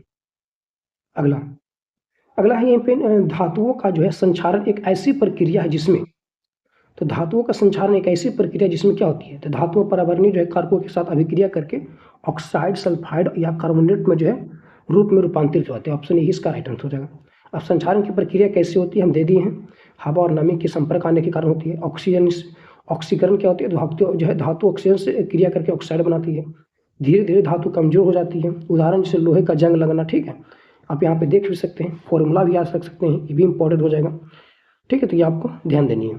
दूसरा है संक्षारण रोकने के उपाय कौन सी है? पेंट कर दीजिए, गैल्वेनाइजेशन कर दीजिए, जस्ता का जो है परत चढ़ा दीजिए, तेल या ग्रीस लगा दीजिए, विद्युत लेपन कर दीजिए, ठीक है। तो ये जो है संक्षारण रोकने का उपाय है। अगला यहीं पर ये प्रश्न, क्रिकेटर जो है क्रिकेट खिलाड़ी तेज आतिश जो है गेंद को पकड़ते समय अपने हाथों को पीछे की ओर क्यों खींच रहा है? इसका कारण है कि संघटक का समय जो है वो बढ़ाने के लिए, ताकि हाथों पर लगने वाला बल जो है कम हो जाए। इनकी ऑप्शन डी इसका राइट आंसर। और ये जो नियम जो है ना, वो दूसरा न्यूटन की गति का दूसरा नियम जो है करता है, यानी त्वरण का नियम हो सकता है एक तरह से। यानी कि हम कह सकते हैं कि वस्तु पर लगाया गया बल जो है उसके द्रव्यमान और उत्पन्न त्वरण जो है कि गुणनफल के बराबर होता है। यानी बल का जो आपको यहाँ से जो अथी देखने को मिलेगा, जो सूत्र देखने को मिलती है, वो आपको न्यूटन की गति के दूसरे नियम से देखने को मिलती है। तो ये आपको याद रखनी है। उदाहरण जैसे खाली ट्रॉली को जो है धक्का देना आसान है, भरी ट्रॉली को कठिन, ठीक है। फिर यहीं पे गेंद को जो है ज़्यादा बल से मारने पर वह तेजी से जो है जाती है, यानी कि अधिक बल अधिक त्वरण होगा। तो ये भी आपको याद रखनी है। और बाकी यहाँ पे प्रथम नियम भी दे सकते, जिसे जड़त्व का नियम भी कहते हैं, ठीक है। तो इसमें कोई दिक्कत नहीं है। इसमें एग्जाम्पल भी दी गई है, चलती बस अचानक जो है रुक जाती है तो जो यात्री जो है आगे की ओर झुक जाते हैं। मेज पर रखी किताब पर तब तक जो है नहीं हिलती जब तक कि उस पर कोई धक्का नहीं दिया जाए। दूसरा नियम त्वरण का नियम पहले भी देख चुके हैं हम लोग। फिर तीसरा नियम जो है क्रिया प्रतिक्रिया का नियम है जो है, ठीक है। हर क्रिया के बराबर जो है विपरीत दिशा में प्रतिक्रिया होती है, ठीक है।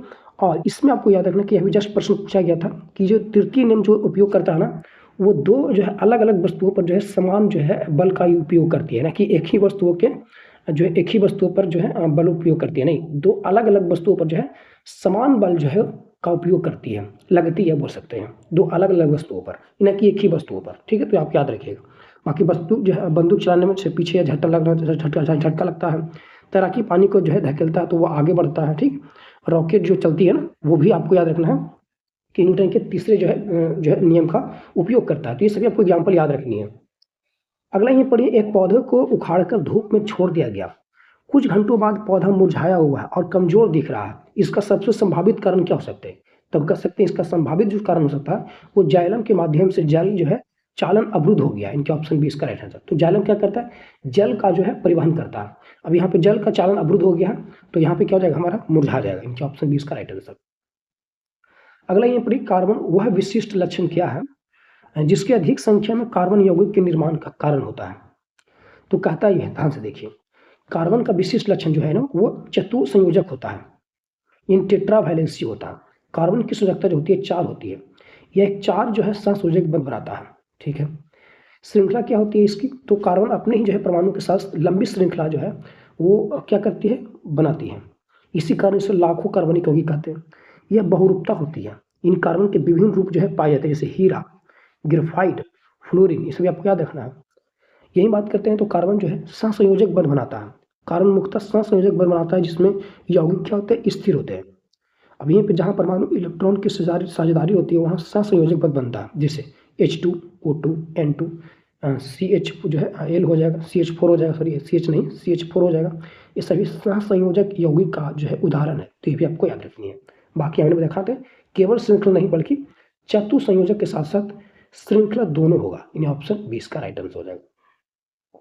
आगे ये प्रश्न है, निम्नलिखित में कौन सा गैस जो है प्रदाब बढ़ाने का परिणाम है? अब यहाँ भी इंपॉर्टेंट बनेगा। तो कहता है कि गैस का जो है गैस पर दाब बढ़ाने का परिणाम क्या है? तो अगर हम बात करते हैं तो आयतन कम हो जाता है। गैस पर जब दाब बढ़ाते हैं तो आयतन क्या हो जाती है, कम हो जाती है। यानी बॉयल का नियम कहता है कि ताप स्थिर रहने पर क्या होगा, ताप स्थिर रहने पर आयतन क्या हो जाती है, कम हो जाती है। इनकी P बराबर 1/V हो सकते हैं, अर्थात दाब बढ़ेगा तो आयतन घटेगा। नहीं समझ में आया, ध्यान से देखिए, हमने क्या देखा पड़े, P बराबर 1/V। अब यहाँ पे जैसे ही ये जो V है, जो V जो वॉल्यूम है, वॉल्यूम मतलब आयतन, या आयतन अगर बढ़ेगा तो दाब क्या हो जाएगी, घटेगी। इनकी दाब अगर हम बढ़ाते हैं तो दाब अगर बढ़ाते हैं तो आयतन क्या हो जाती है, घट जाती है, ठीक है। यानी दाब बढ़ेगा तो आयतन घटेगा, ये आपको याद रखना है। यहाँ से ये बात कर रहा है। इन अणुओं के बीच की दूरी कम हो जाती है, गैसों के एक कण जो है दूसरे के करीब आ जाते हैं। तापमान यदि स्थिर हो तो बढ़ सकता है, इनकी यदि गैस को दबाया जाए तो ऊष्मा बाहर न निकले तो तापमान बढ़ भी सकता है। द्रवीकरण संभव भी हो सकता है, जैसे कि अधिक दाब और जो है कम तापमान पर गैस द्रव में भी बदल सकती है। तो हम कह सकते हैं कि ये अंतःकरण स्थान में वृद्धि होती है, नहीं, अंतःकरण स्थान में क्या हो जाती है, कमी हो जाती है। यहाँ पे ध्यान से देखिए, एक गैस जो है, गैस के कारण एक दूसरे के जो है करीब आ जाते हैं, इनकी अंतः स्थान में कमी आ जाती है। ऑप्शन 20 का राइट आंसर हो जाएगा। ठीक है, तो इस प्रकार हम लोग जो है शिफ्ट 2 का भी जो है ऑल प्रश्न देख चुके हैं। अभी तक चैनल को सब्सक्राइब नहीं किया तो चैनल को सब्सक्राइब जरूर कर लीजिएगा, बेल आइकन के ऊपर जरूर कर लेंगे। लिंक जो है पीडीएफ का देखने को मिलेगा आपको वीडियो के डिस्क्रिप्शन में, तो आप वहाँ से ज्वाइन करके पीडीएफ को डाउनलोड कर सकते हैं। कोई क्वायरी आपको लेनी है क्वायरी, तो आप यहाँ पे मैसेज कर सकते हैं व्हाट्सएप पे, कोई दिक्कत नहीं है। नेक्स्ट यही बात करते हैं, हम लोग देखेंगे वो है 27/11/2025 में थर्ड शिफ्ट में जो प्रश्न पूछा गया था वो देखेंगे, तो आप ध्यानपूर्वक से देखिएगा। जिसमें सबसे पहला प्रश्न जो आपको देखने को मिल रहा है वो है, किसी मेज पर मंद आघात करने पर जो है उत्पन्न ध्वनि की मृदु होने का क्या कारण है। मृदु मतलब सरल होने का कारण क्या है, तो ध्यान दीजिए। कहता है वेग, आवृत्ति और तरंगदैर्घ्य का संबंध क्या है। तो कहता है कि वेग, आवृत्ति और तरंगदैर्घ्य का जो संबंध है वो v बराबर लैम्डा यानी f लैम्डा। ये बोल सकते हैं v जो है ध्वनि का वेग है, f क्या आवृत्ति हर्ट्ज है, लैम्डा क्या है तरंगदैर्घ्य है यानी वेवलेंथ है, और ये हम कह सकते हैं कि वेग बराबर जो होती है वो क्या होती है, आवृत्ति इंटू तरंगदैर्घ्य होती है। सबसे बड़ा इंपॉर्टेंट इतना ही याद रखिए, वेग बराबर क्या होता है, आवृत्ति इंटू तरंगदैर्घ्य होता है। अब कहता है कि यदि मेज पर मंद आघात करने वाले उत्पन्न ध्वनि की मृदु यानी सरल होने का कारण क्या है, ध्वनि की चाल में कमी हो जाती है। ध्वनि की चाल में कमी होगी नहीं। आगे, कंपन की आवृत्ति में निम्न होती है, नहीं। फिर कहता है कि तरंगदैर्घ्य लघु हो जाती है, भी नहीं। कंपन का आयाम छोटा हो जाता है, ये सही हो जाएगा। ठीक है, तो ऑप्शन डी इसका राइट आंसर। अच्छा, यहाँ से भी अगर प्रश्न पूछेगा आपको कि जब तरंगदैर्घ्य बढ़ेगी ना, तरंगदैर्घ्य बढ़ेगी तो वेग बढ़ेगा, वेग घटेगी तरंगदैर्घ्य घटेगा। अगर हम बात करते हैं लेकर कि यहाँ पे आवृत्ति जैसे बढ़ जाती है तो वेग बढ़ जाएगा। ठीक है, इस प्रकार से आपको याद करना ही पड़ेगा क्योंकि प्रश्न पूछेगा आपसे। ठीक है, आगे अगला प्रश्न आपको देखने को मिलेगा, निम्नलिखित जो है कार्बनिक यौगिक में से कौन सा संतृप्त है।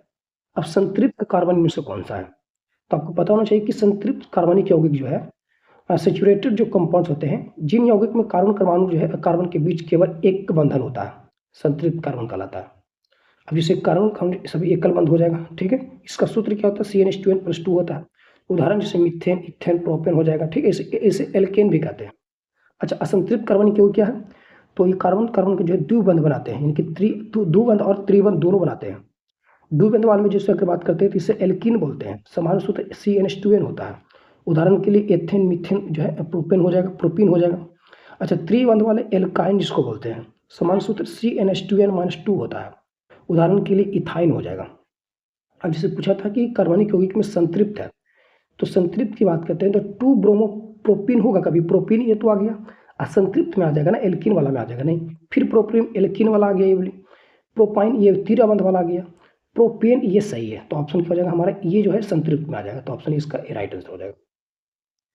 अगर ये पढ़े, निम्नलिखित में से कौन सा जो है गैसों का एक अभिलक्षण है।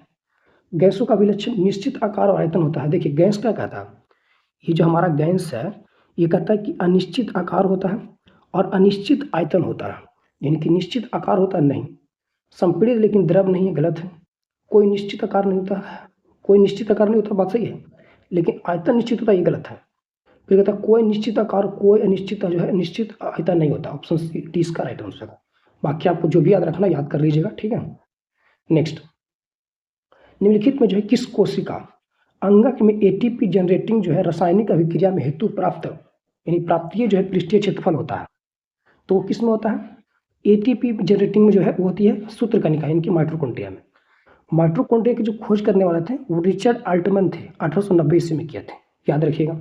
माइटोकॉन्ड्रिया जो है कोशिका का एक महत्वपूर्ण कोशिकांग है, जिसे हम कोशिका का ऊर्जा हाउस कहते हैं, कि पावर हाउस कहते हैं, पावर हाउस ऑफ सेल कहते हैं। इसकी संरचना क्या होती है, तो यह 2 झिल्लियों से घिरा हुआ था।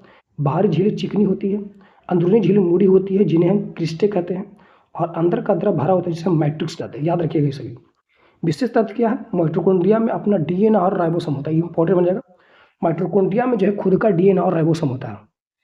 इसकी कार्य क्या है, तो कोशिका में जो है ऊर्जा इनकी ATP का निर्माण करना, श्वसन क्रिया का जो है मुख्य स्थान है, ये कोशिका की वृद्धि और विभाजन में सहायक होता है। ठीक है, तो ये सभी आपको याद रखनी है। अगला, निम्नलिखित में से जो है किसमें रिजु श्रृंखला जो है वाले हाइड्रोकार्बन होते हैं, रिजु श्रृंखला वाले। अब रिजु श्रृंखला जैसे कि इनमें कार्बन कार्बन जो है आपस में लगातार एक पंक्ति जो है पंक्ति में जुड़े रहते हैं, जुड़े रहते हैं, कोई शाखा नहीं होती इसकी। जैसे कि अगर बात करते हैं तो कार्बन कार्बन कार्बन, ठीक है, कार्बन। अब इसमें अगर हम CH2 ले लेते हैं यहाँ से और कह देते कि ये हमारा जो जुड़ा रहेगा, 4 गो हो जाएगा, इधर भी 4 गो इधर हो जाएगा, ठीक है। मतलब इस प्रकार से आप जोड़ सकते हैं, कोई दिक्कत नहीं है। तो ये जैसे ही CH2 आ गया ना, ये वाली, अब यहाँ से क्या बन जाएगा कि 1 2 3 4। तो ये तो गलत हो जाएगा ना, क्योंकि 1 2 आ रहा है इधर, तो इधर से गिना पड़ेगा। इधर से ना गिन के जो है हमको इस पर से गिना पड़ेगा। 1 2 3 4, इन 2 मिथाइल, यहाँ पे CH3 लेते हैं तो 2 मिथाइल हो जाएगा हमारा, और 1 2 3 4 ब्यूटेन हो जाएगा। 2 मिथाइल ब्यूटेन हो जाएगा। तो ये हमारा गलत हो जाएगा ना। तो ये हमारा क्या हो जाएगा, गलत होगा। क्यों? क्योंकि पूछा है रिजु श्रृंखला वाले, तो ये समान थोड़ी ना है, एक पंक्ति में थोड़ी ना जुड़े हुए हैं। ये एक पंक्ति में जुड़े हुए नहीं है, इनकी इनका मान गलत हो जाएगा। ये गलत हो जाएगा, ये भी गलत हो जाएगा, क्योंकि आइसोब्यूटेन तो होगा, ये गलत हो जाएगा। फिर है 2 मिथिल प्रोपेन, ये भी गलत हो जाएगा। हाँ, खाली ब्यूटेन सही है, जैसे 1 2 3 4, ठीक है। अब इससे हाइड्रोजन जुड़ेगा, ये भी हाइड्रोजन जुड़ेगा एक साइड, इधर भी जुड़ेगा, इधर जुड़ेगा, इधर जुड़ेगा, इधर जुड़ेगा, इधर जुड़ेगा, इधर जुड़ेगा। तो ये सॉरी ब्यूटेन बन जाएगा, जो कि एक जो है लंबी श्रृंखला में है। तो ये आपको याद करना पड़ेगा। और इसमें भी संतृप्त में दी भी गई है, जैसे कि एल्केन में मीथेन हो जाएगा, इथेन हो जाएगा, प्रोपेन हो जाएगा, ब्यूटेन हो जाएगा, ठीक है। इसका समान सूत्र CnH2n+2 होता है। तो ऑप्शन ए इसका राइट आंसर हो जाएगा, ठीक है। चलिए, अगला निम्नलिखित में से जो है किस विधि में जंग लगने से बचाने के लिए इस्पात और लोहे पर जिंक की परत जो है विलेपन शामिल है? तो इसका आता है गैल्वेनाइजेशन। गैल्वेनाइजेशन वह प्रक्रिया है जिसमें लोहे या इस्पात यानी स्टील पर जो है जिंक की परत यानी पतली जो है परत चढ़ाई जाती है, तो उसे जंग से जो है बचाया जा सकता है। इसे क्या बोलते हैं? गैल्वेनाइजेशन बोलते हैं। इन ऑप्शन बी इसका क्या हो जाएगा, राइट आंसर हो जाएगा। आगे ही बात करते हैं निम्नलिखित में जो है कौन सा पादप पर्ण के जो है कोरोप्रमुकुलन द्वारा अलैंगिक रूप से पूर्व उत्पादन करता है? तो मुकुलन द्वारा अलैंगिक रूप से, तो मुकुलन द्वारा जो है बात करते हैं मुकुलन द्वारा अलैंगिक रूप से, और वो करता है, जो करता है कौन करता है? तो कली चालन की बंडिंग हाइड्रा ईस्ट, इसमें बारोफाइलिया जो ब्रायोफिलम आ जाएगा, हाइड्रा नहीं हुआ पे, तो इसमें हाइड्रा के रूप में नहीं आएगा, क्योंकि बात की जा रही थी ना कौन जो है ना वो पादप पर्ण के कोरोप्रमुकुलन द्वारा अलैंगिक रूप से पुनरुत्पादन करता है, तो ब्रायोफिलम आ जाएगा ऑप्शन की रिगार्डिंग में, ठीक है। तो 20 का सही हो जाएगा, बाकी आपको याद करना पड़ेगा, ठीक है। चलिए आगे बात करते हैं। पे 8वां नंबर प्रश्न है, विद्युत ऊर्जा शक्ति और समय के बीच जो है संबंध, ठीक है। तो विद्युत ऊर्जा शक्ति और समय के बीच संबंध क्या है, देख लेते हैं। तो पहले बात करते हैं ऊर्जा के रूप में, एनर्जी। तो कार्य करने की क्षमता को ऊर्जा कहते हैं। इसका प्रतीक ई है, मात्रक जूल होता है। उदाहरण जैसे गतिज ऊर्जा, स्थितिज ऊर्जा और ऊष्मीय ऊर्जा। फिर है शक्ति। शक्ति क्या है? पावर। कार्य करने की दर को शक्ति कहते हैं। कार्य करने की क्षमता ऊर्जा, लेकिन कार्य करने की दर शक्ति। अर्थात एकांक समय में किया गया कार्य क्या होता है? शक्ति होता है। यानी कि P बराबर W/T, इसी बोल सकते हैं मात्रक वाट होता है। 1 वाट बराबर जूल, 1 जूल प्रति सेकंड होती है। मुख्य अंतर और भी देखना आपको है, तो ऊर्जा, शक्ति और समय में देख सकते हैं, ठीक है। ये आपको कार्य करने की क्षमता, कार्य करने की दर और अवधि होती है इस समय, ये आपको सूत्र जो है संबंध देखने को मिल जाएगा, तो ये भी आप याद कर सकते हैं। बाकी ये सही मात्रक जूल, वाट, सेकंड होती है। पूछा था ऊर्जा, शक्ति और समय के बीच संबंध। ऊर्जा जो है ऊर्जा बराबर शक्ति प्लस समय होता है। अब देखो, अब यहाँ से नहीं समझ सकते, यहाँ से समझ सकते हैं। देखिए यहाँ से कहता ऊर्जा और शक्ति प्लस समय होता है। शक्ति प्लस समय तो कहीं पे है ही नहीं। ऊर्जा बराबर शक्ति बटा समय। ऊर्जा यानी ई बराबर शक्ति बटा समय नहीं, शक्ति बटा समय नहीं, शक्ति इंटू समय है, तो ये भी गलत हो जाएगा। ऊर्जा बराबर समय माइनस शक्ति, समय माइनस कहाँ से आ जाएगा फिर? ऊर्जा बराबर शक्ति इंटू समय, हाँ यहाँ पे देखिए ये वाली है ना, ऊर्जा बराबर P/T, तो ऑप्शन क्या हो जाएगा हमारा? डी का राइट आंसर हो जाएगा। अगला ही बात करते हैं लेकर, तो अगला प्रश्न है कि 5 कूलम आवेश को 15 वोल्ट विभवांतर वाले 2 बिंदुओं को जो है पर लाने में जितना जो है बोल सकते हैं कि लाने में जाने में कितना कार्य किया गया, W पूछा जा रहा है। तो W पूछा जा रहा है ना, ये W बराबर Fs पूछा जा रहा है। बल दिया हुआ 5 न्यूटन, विस्थापन दिया हुआ है 15 मीटर, तो W बराबर F/S होता है कि 5 × 15, W बराबर 75 जूल हो जाएगा। ऑप्शन कहाँ पे दिए? ऑप्शन 20 का राइट आंसर। अगला है, निम्नलिखित में से कौन सा जो है सबसे तेजी से विसरण दर्शाएगा? अच्छा, सबसे तेजी से विसरण कौन दर्शाएगा? तो गैसों में गैस, गैसों में गैस में गैस, ऑप्शन ए। अब ध्यान से देखिए, विसरण क्या है, जिसे डिफ्यूजन बोलते हैं। वह प्रक्रिया जिसमें कण जो है अधिक सघनता से कम सघनता की ओर स्वयं फैलते हैं। यहाँ देखिए, अधिक सघनता से कम सघनता की ओर फैलते हैं, उसे विसरण कहते हैं। लेकिन परासरण क्या है? तो ओस्मोसिस जो है ना, ये विलायक आमतौर पर पानी का कम सघनता वाले घोल से अधिक सघनता वाले घोल की ओर जो है अर्धपराग में झिल्ली के माध्यम से जाता है। देखिए, ये कम सघनता वाले से अधिक सघनता वाले, लेकिन यहाँ अधिक सघनता वाले से कम सघनता वाले, तो विसरण, और अधिक से कम परासरण, याद रखना बड़ा इंपॉर्टेंट है। अब इसे गैसों में जो है सबसे तेजी से विसरण होता है, और इसमें जो होता है केवल द्रव में होता है, याद रखिएगा। फिर इसे अर्धपराग में झिल्ली आवश्यकता होती है, जीवित कोशिकाओं में महत्वपूर्ण होते हैं। उदाहरण, पौधे की जड़ों द्वारा पानी का अवशोषण करता है, जिसे परासरण कहते हैं। मतलब कहने का प्रश्न पूछेगा आपसे कि पौधे की जड़ों का द्वारा पानी का अवशोषण किसके द्वारा होता है? तो विसरण द्वारा नहीं, किसके द्वारा? परासरण द्वारा। पौधे की जड़ों का द्वारा जो पानी का जो अवशोषण होता है ना, वो परासरण द्वारा होता है। ठीक है। अच्छा, इसमें अगर बात करते हैं कि विसरण का जो कारण कौन कौन सी हो सकती है, तो गैसों के कण बहुत दूर दूर होते हैं, उनके बीच जो है आकर्षण बल बहुत कम होते हैं, कणों की गति बहुत तेजी होती है, इसीलिए गैसों में जो है विसरण सबसे अधिक और तेजी से होता है। इनकी ऑप्शन इसका राइट आंसर हो जाएगा। अगला यहीं पे प्रश्न है, लेंस द्वारा उत्पन्न आवर्धन वस्तु की दूरी यानी कि यू और प्रतिबिंब की दूरी भी के बीच जो है सूत्र द्वारा संबंधित है। तो आपको पता होना चाहिए कि लेंस में पूछा है ना, तो लेंस का आवर्धन सूत्र जो होता है वो क्या होता है? एम बराबर भी बटा यू, या बोल सकते हैं कि एम बराबर एच आई बटा एच होता है। यानी उत्तल लेंस में जो है आवर्धन धनात्मक या ऋणात्मक हो सकता है, अवतल लेंस में जो है आवर्धन हमेशा धनात्मक और 1 से कम होता है। अच्छा, अब दर्पण की बात करते हैं, तो दर्पण का आवर्धन क्या कहता है? एम बराबर माइनस भी बटा यू, ये ध्यान से देखना। लेंस में प्लस और जो है और दर्पण में क्या हो जाएगा? माइनस हो जाएगा। ठीक है। अवतल दर्पण में जो आवर्धन होता है वो धनात्मक या ऋणात्मक होता है। उत्तल दर्पण में जो आवर्धन होता है हमेशा जो है वो धनात्मक और 1 से कम होता है। इनकी दोनों में जो है ना अपोजिट होती है, तो ये आपको याद रखनी है। बाकी ये तो आपको पता चल ही गया। अच्छा, प्रश्न पूछा था लेंस द्वारा आवर्धन सूत्र, तो लेंस द्वारा क्या होता है? एम बराबर भी बटा यू, कहीं पे है? देखिए ऑप्शन ए में। ठीक है, चलिए अगला है, जब कार्बन डाइऑक्साइड को चूने के पानी से होकर जो है प्रवाहित की जाती है तो अवक्षेपित होता है। तो जब कार्बन डाइऑक्साइड को चूने के पानी से होकर, ध्यान से देखिए, जब कार्बन डाइऑक्साइड को चूने के पानी से प्रवाहित किया जाता है तो सफ़ेद अवक्षेप बनता है। यानी अभिक्रिया की अगर बात करते हैं लेकर, तो CO2 प्लस CaOH का हॉल्ट बॉयस। ठीक है, तो ये CO2 हमारा क्या हो जाएगा? कार्बन डाइऑक्साइड हो जाएगा, और CaOH को हॉल्ट बॉयस जो है ना, इस चूने का पानी है, तो इससे क्या बनता है? CaCO3 प्लस H2O बनता है। तो कहता बनता कि यहाँ पे अवक्षेप होता है, ये गलत बात है। ये भी नहीं हो रहा, कौन हो रहा है? CaCO3 हो रहा है ना, तो ऑप्शन यहाँ पे दी गई है, तो ऑप्शन सी इसका राइट आंसर हो जाएगा। यहाँ बनने वाला कैल्शियम कार्बोनेट CO3 सफ़ेद अवक्षेप के रूप में दिखाई देता है, और इसी कारण जो है चूने का पानी जो है दूधिया मिल्की हो जाता है। ठीक है, तो ये आपको याद करना पड़ेगा। चूना पत्थर की अगर बात करते हैं फॉर्मूला क्या होता है, तो यही होता है। चूना पत्थर या चौक की बात करते हैं तो भी, या संगमरमर की बात करते हैं, संगमरमर, ठीक है, तो भी हो जाएगा। अगला प्रश्न आपके, समानता किस पोषीय जो है स्तर पर जीवों की संख्या सबसे कम होती है? तो देखिए, किस पोषीय स्तर पर जीवों की संख्या सबसे कम होती है? अब ध्यान देना, उत्पादकता में क्या होता है? प्रथम पोषीय स्तर होती है। ये भोजन स्वयं बनाते हैं, प्रकाश संश्लेषण द्वारा होता है। उदाहरण, हरे पौधे, घास, ये सबसे अधिक होता है, सबसे अधिक होता है इसमें। पूछा कम है ना।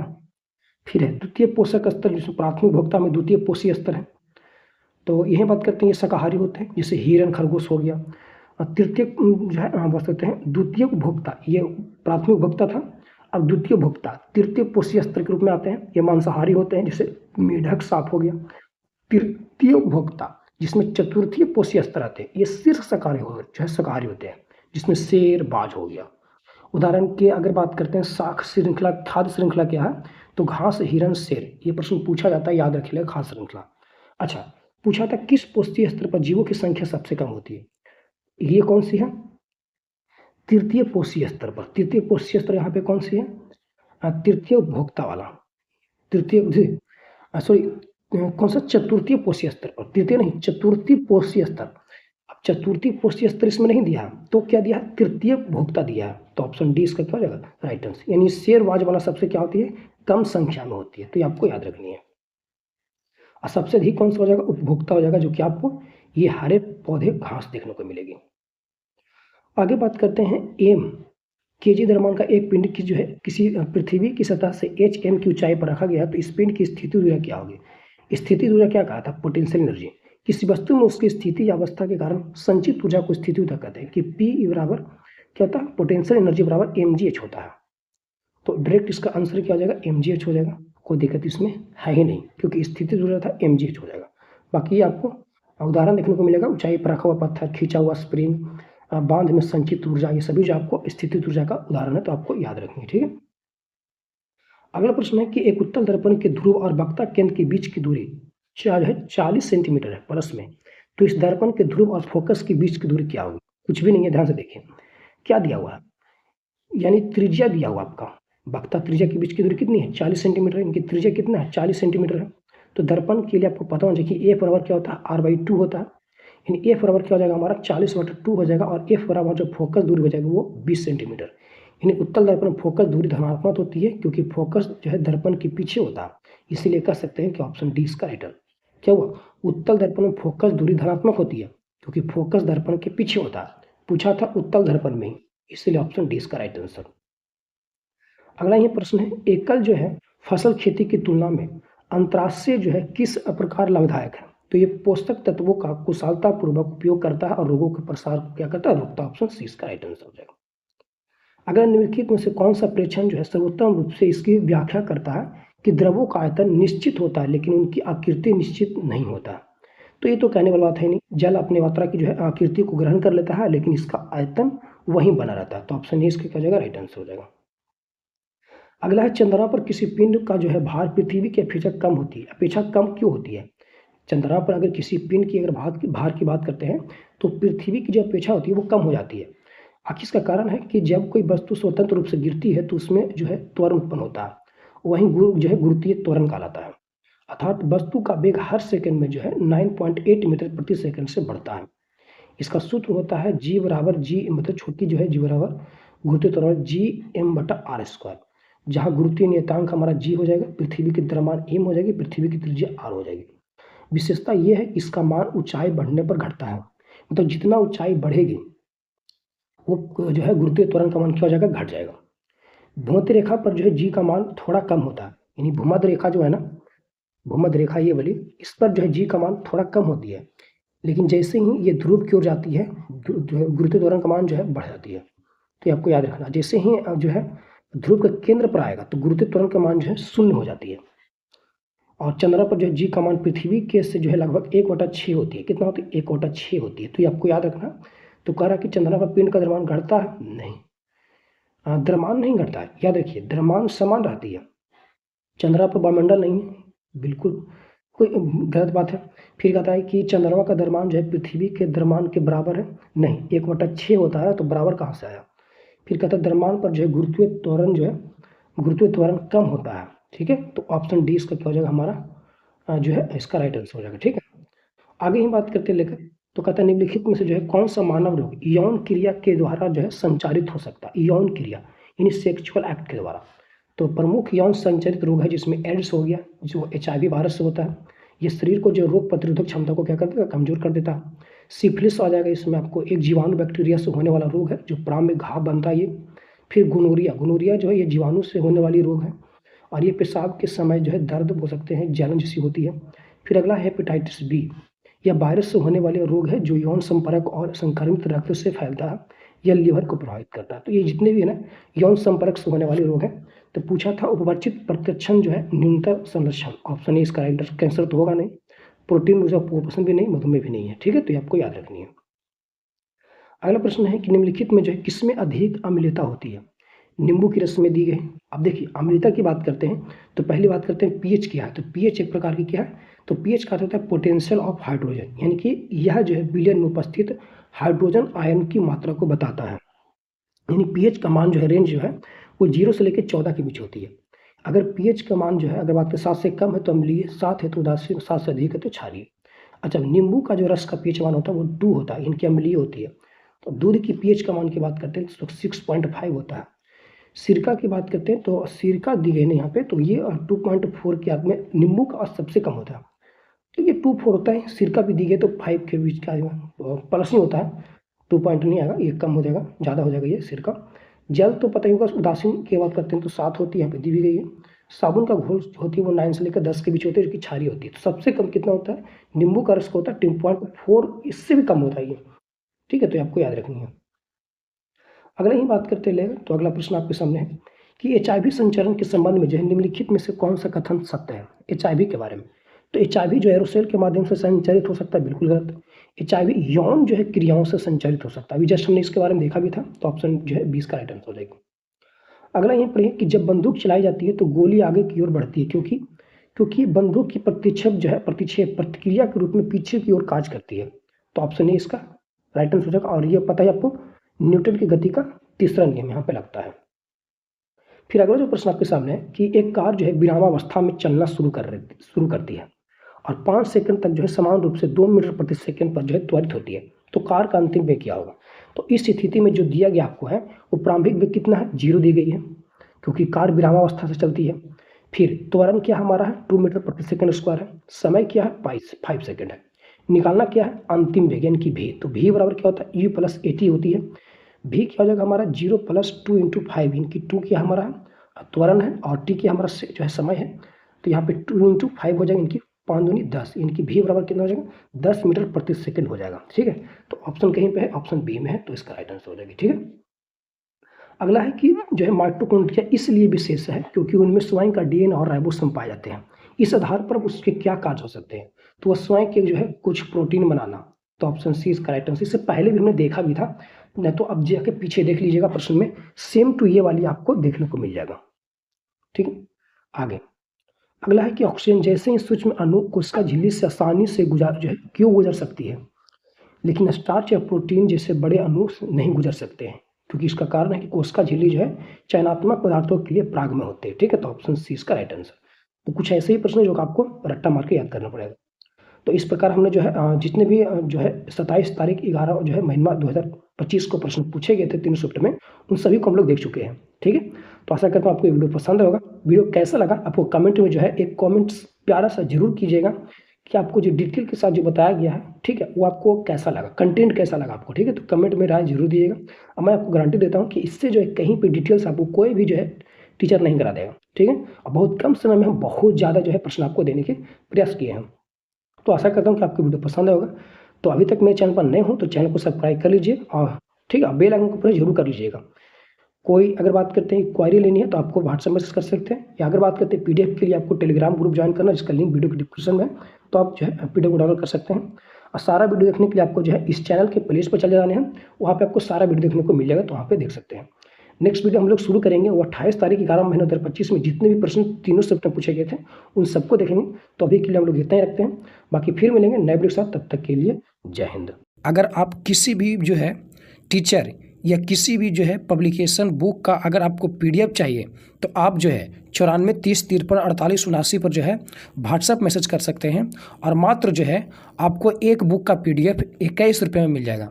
यानी कहने का मतलब कि आप इसमें से जो है किसी भी जो है बुक का अगर PDF प्राप्त करना चाहते हैं तो मात्र जो है आप सिर्फ 21 रुपये में जो है आप प्राप्त कर सकते हैं, चाहे वो कोई भी बुक हो, ठीक है। तो ये सभी अपने में आप बेहतरीन बुक है। अगर आप किसी भी एग्जाम की तैयारी करना चाहते हो, चाहे UPSC हो PCS हो, ये सिर्फ आपको डेमो में दिया गया है। अभी बहुत सारे बुक हैं, तो आपको कोई भी बुक का PDF चाहिए तो आपको मिल जाएगा, ठीक है। तो आपको क्या करना है, 94 30 53 48 79 पर व्हाट्सएप मैसेज कर दीजिए, वहाँ पे आपको PDF भेज दिया जाएगा। मात्र 21 रुपये में जो है आपको PDF पड़ेगा, ठीक है, ये याद रखिएगा। चलिए।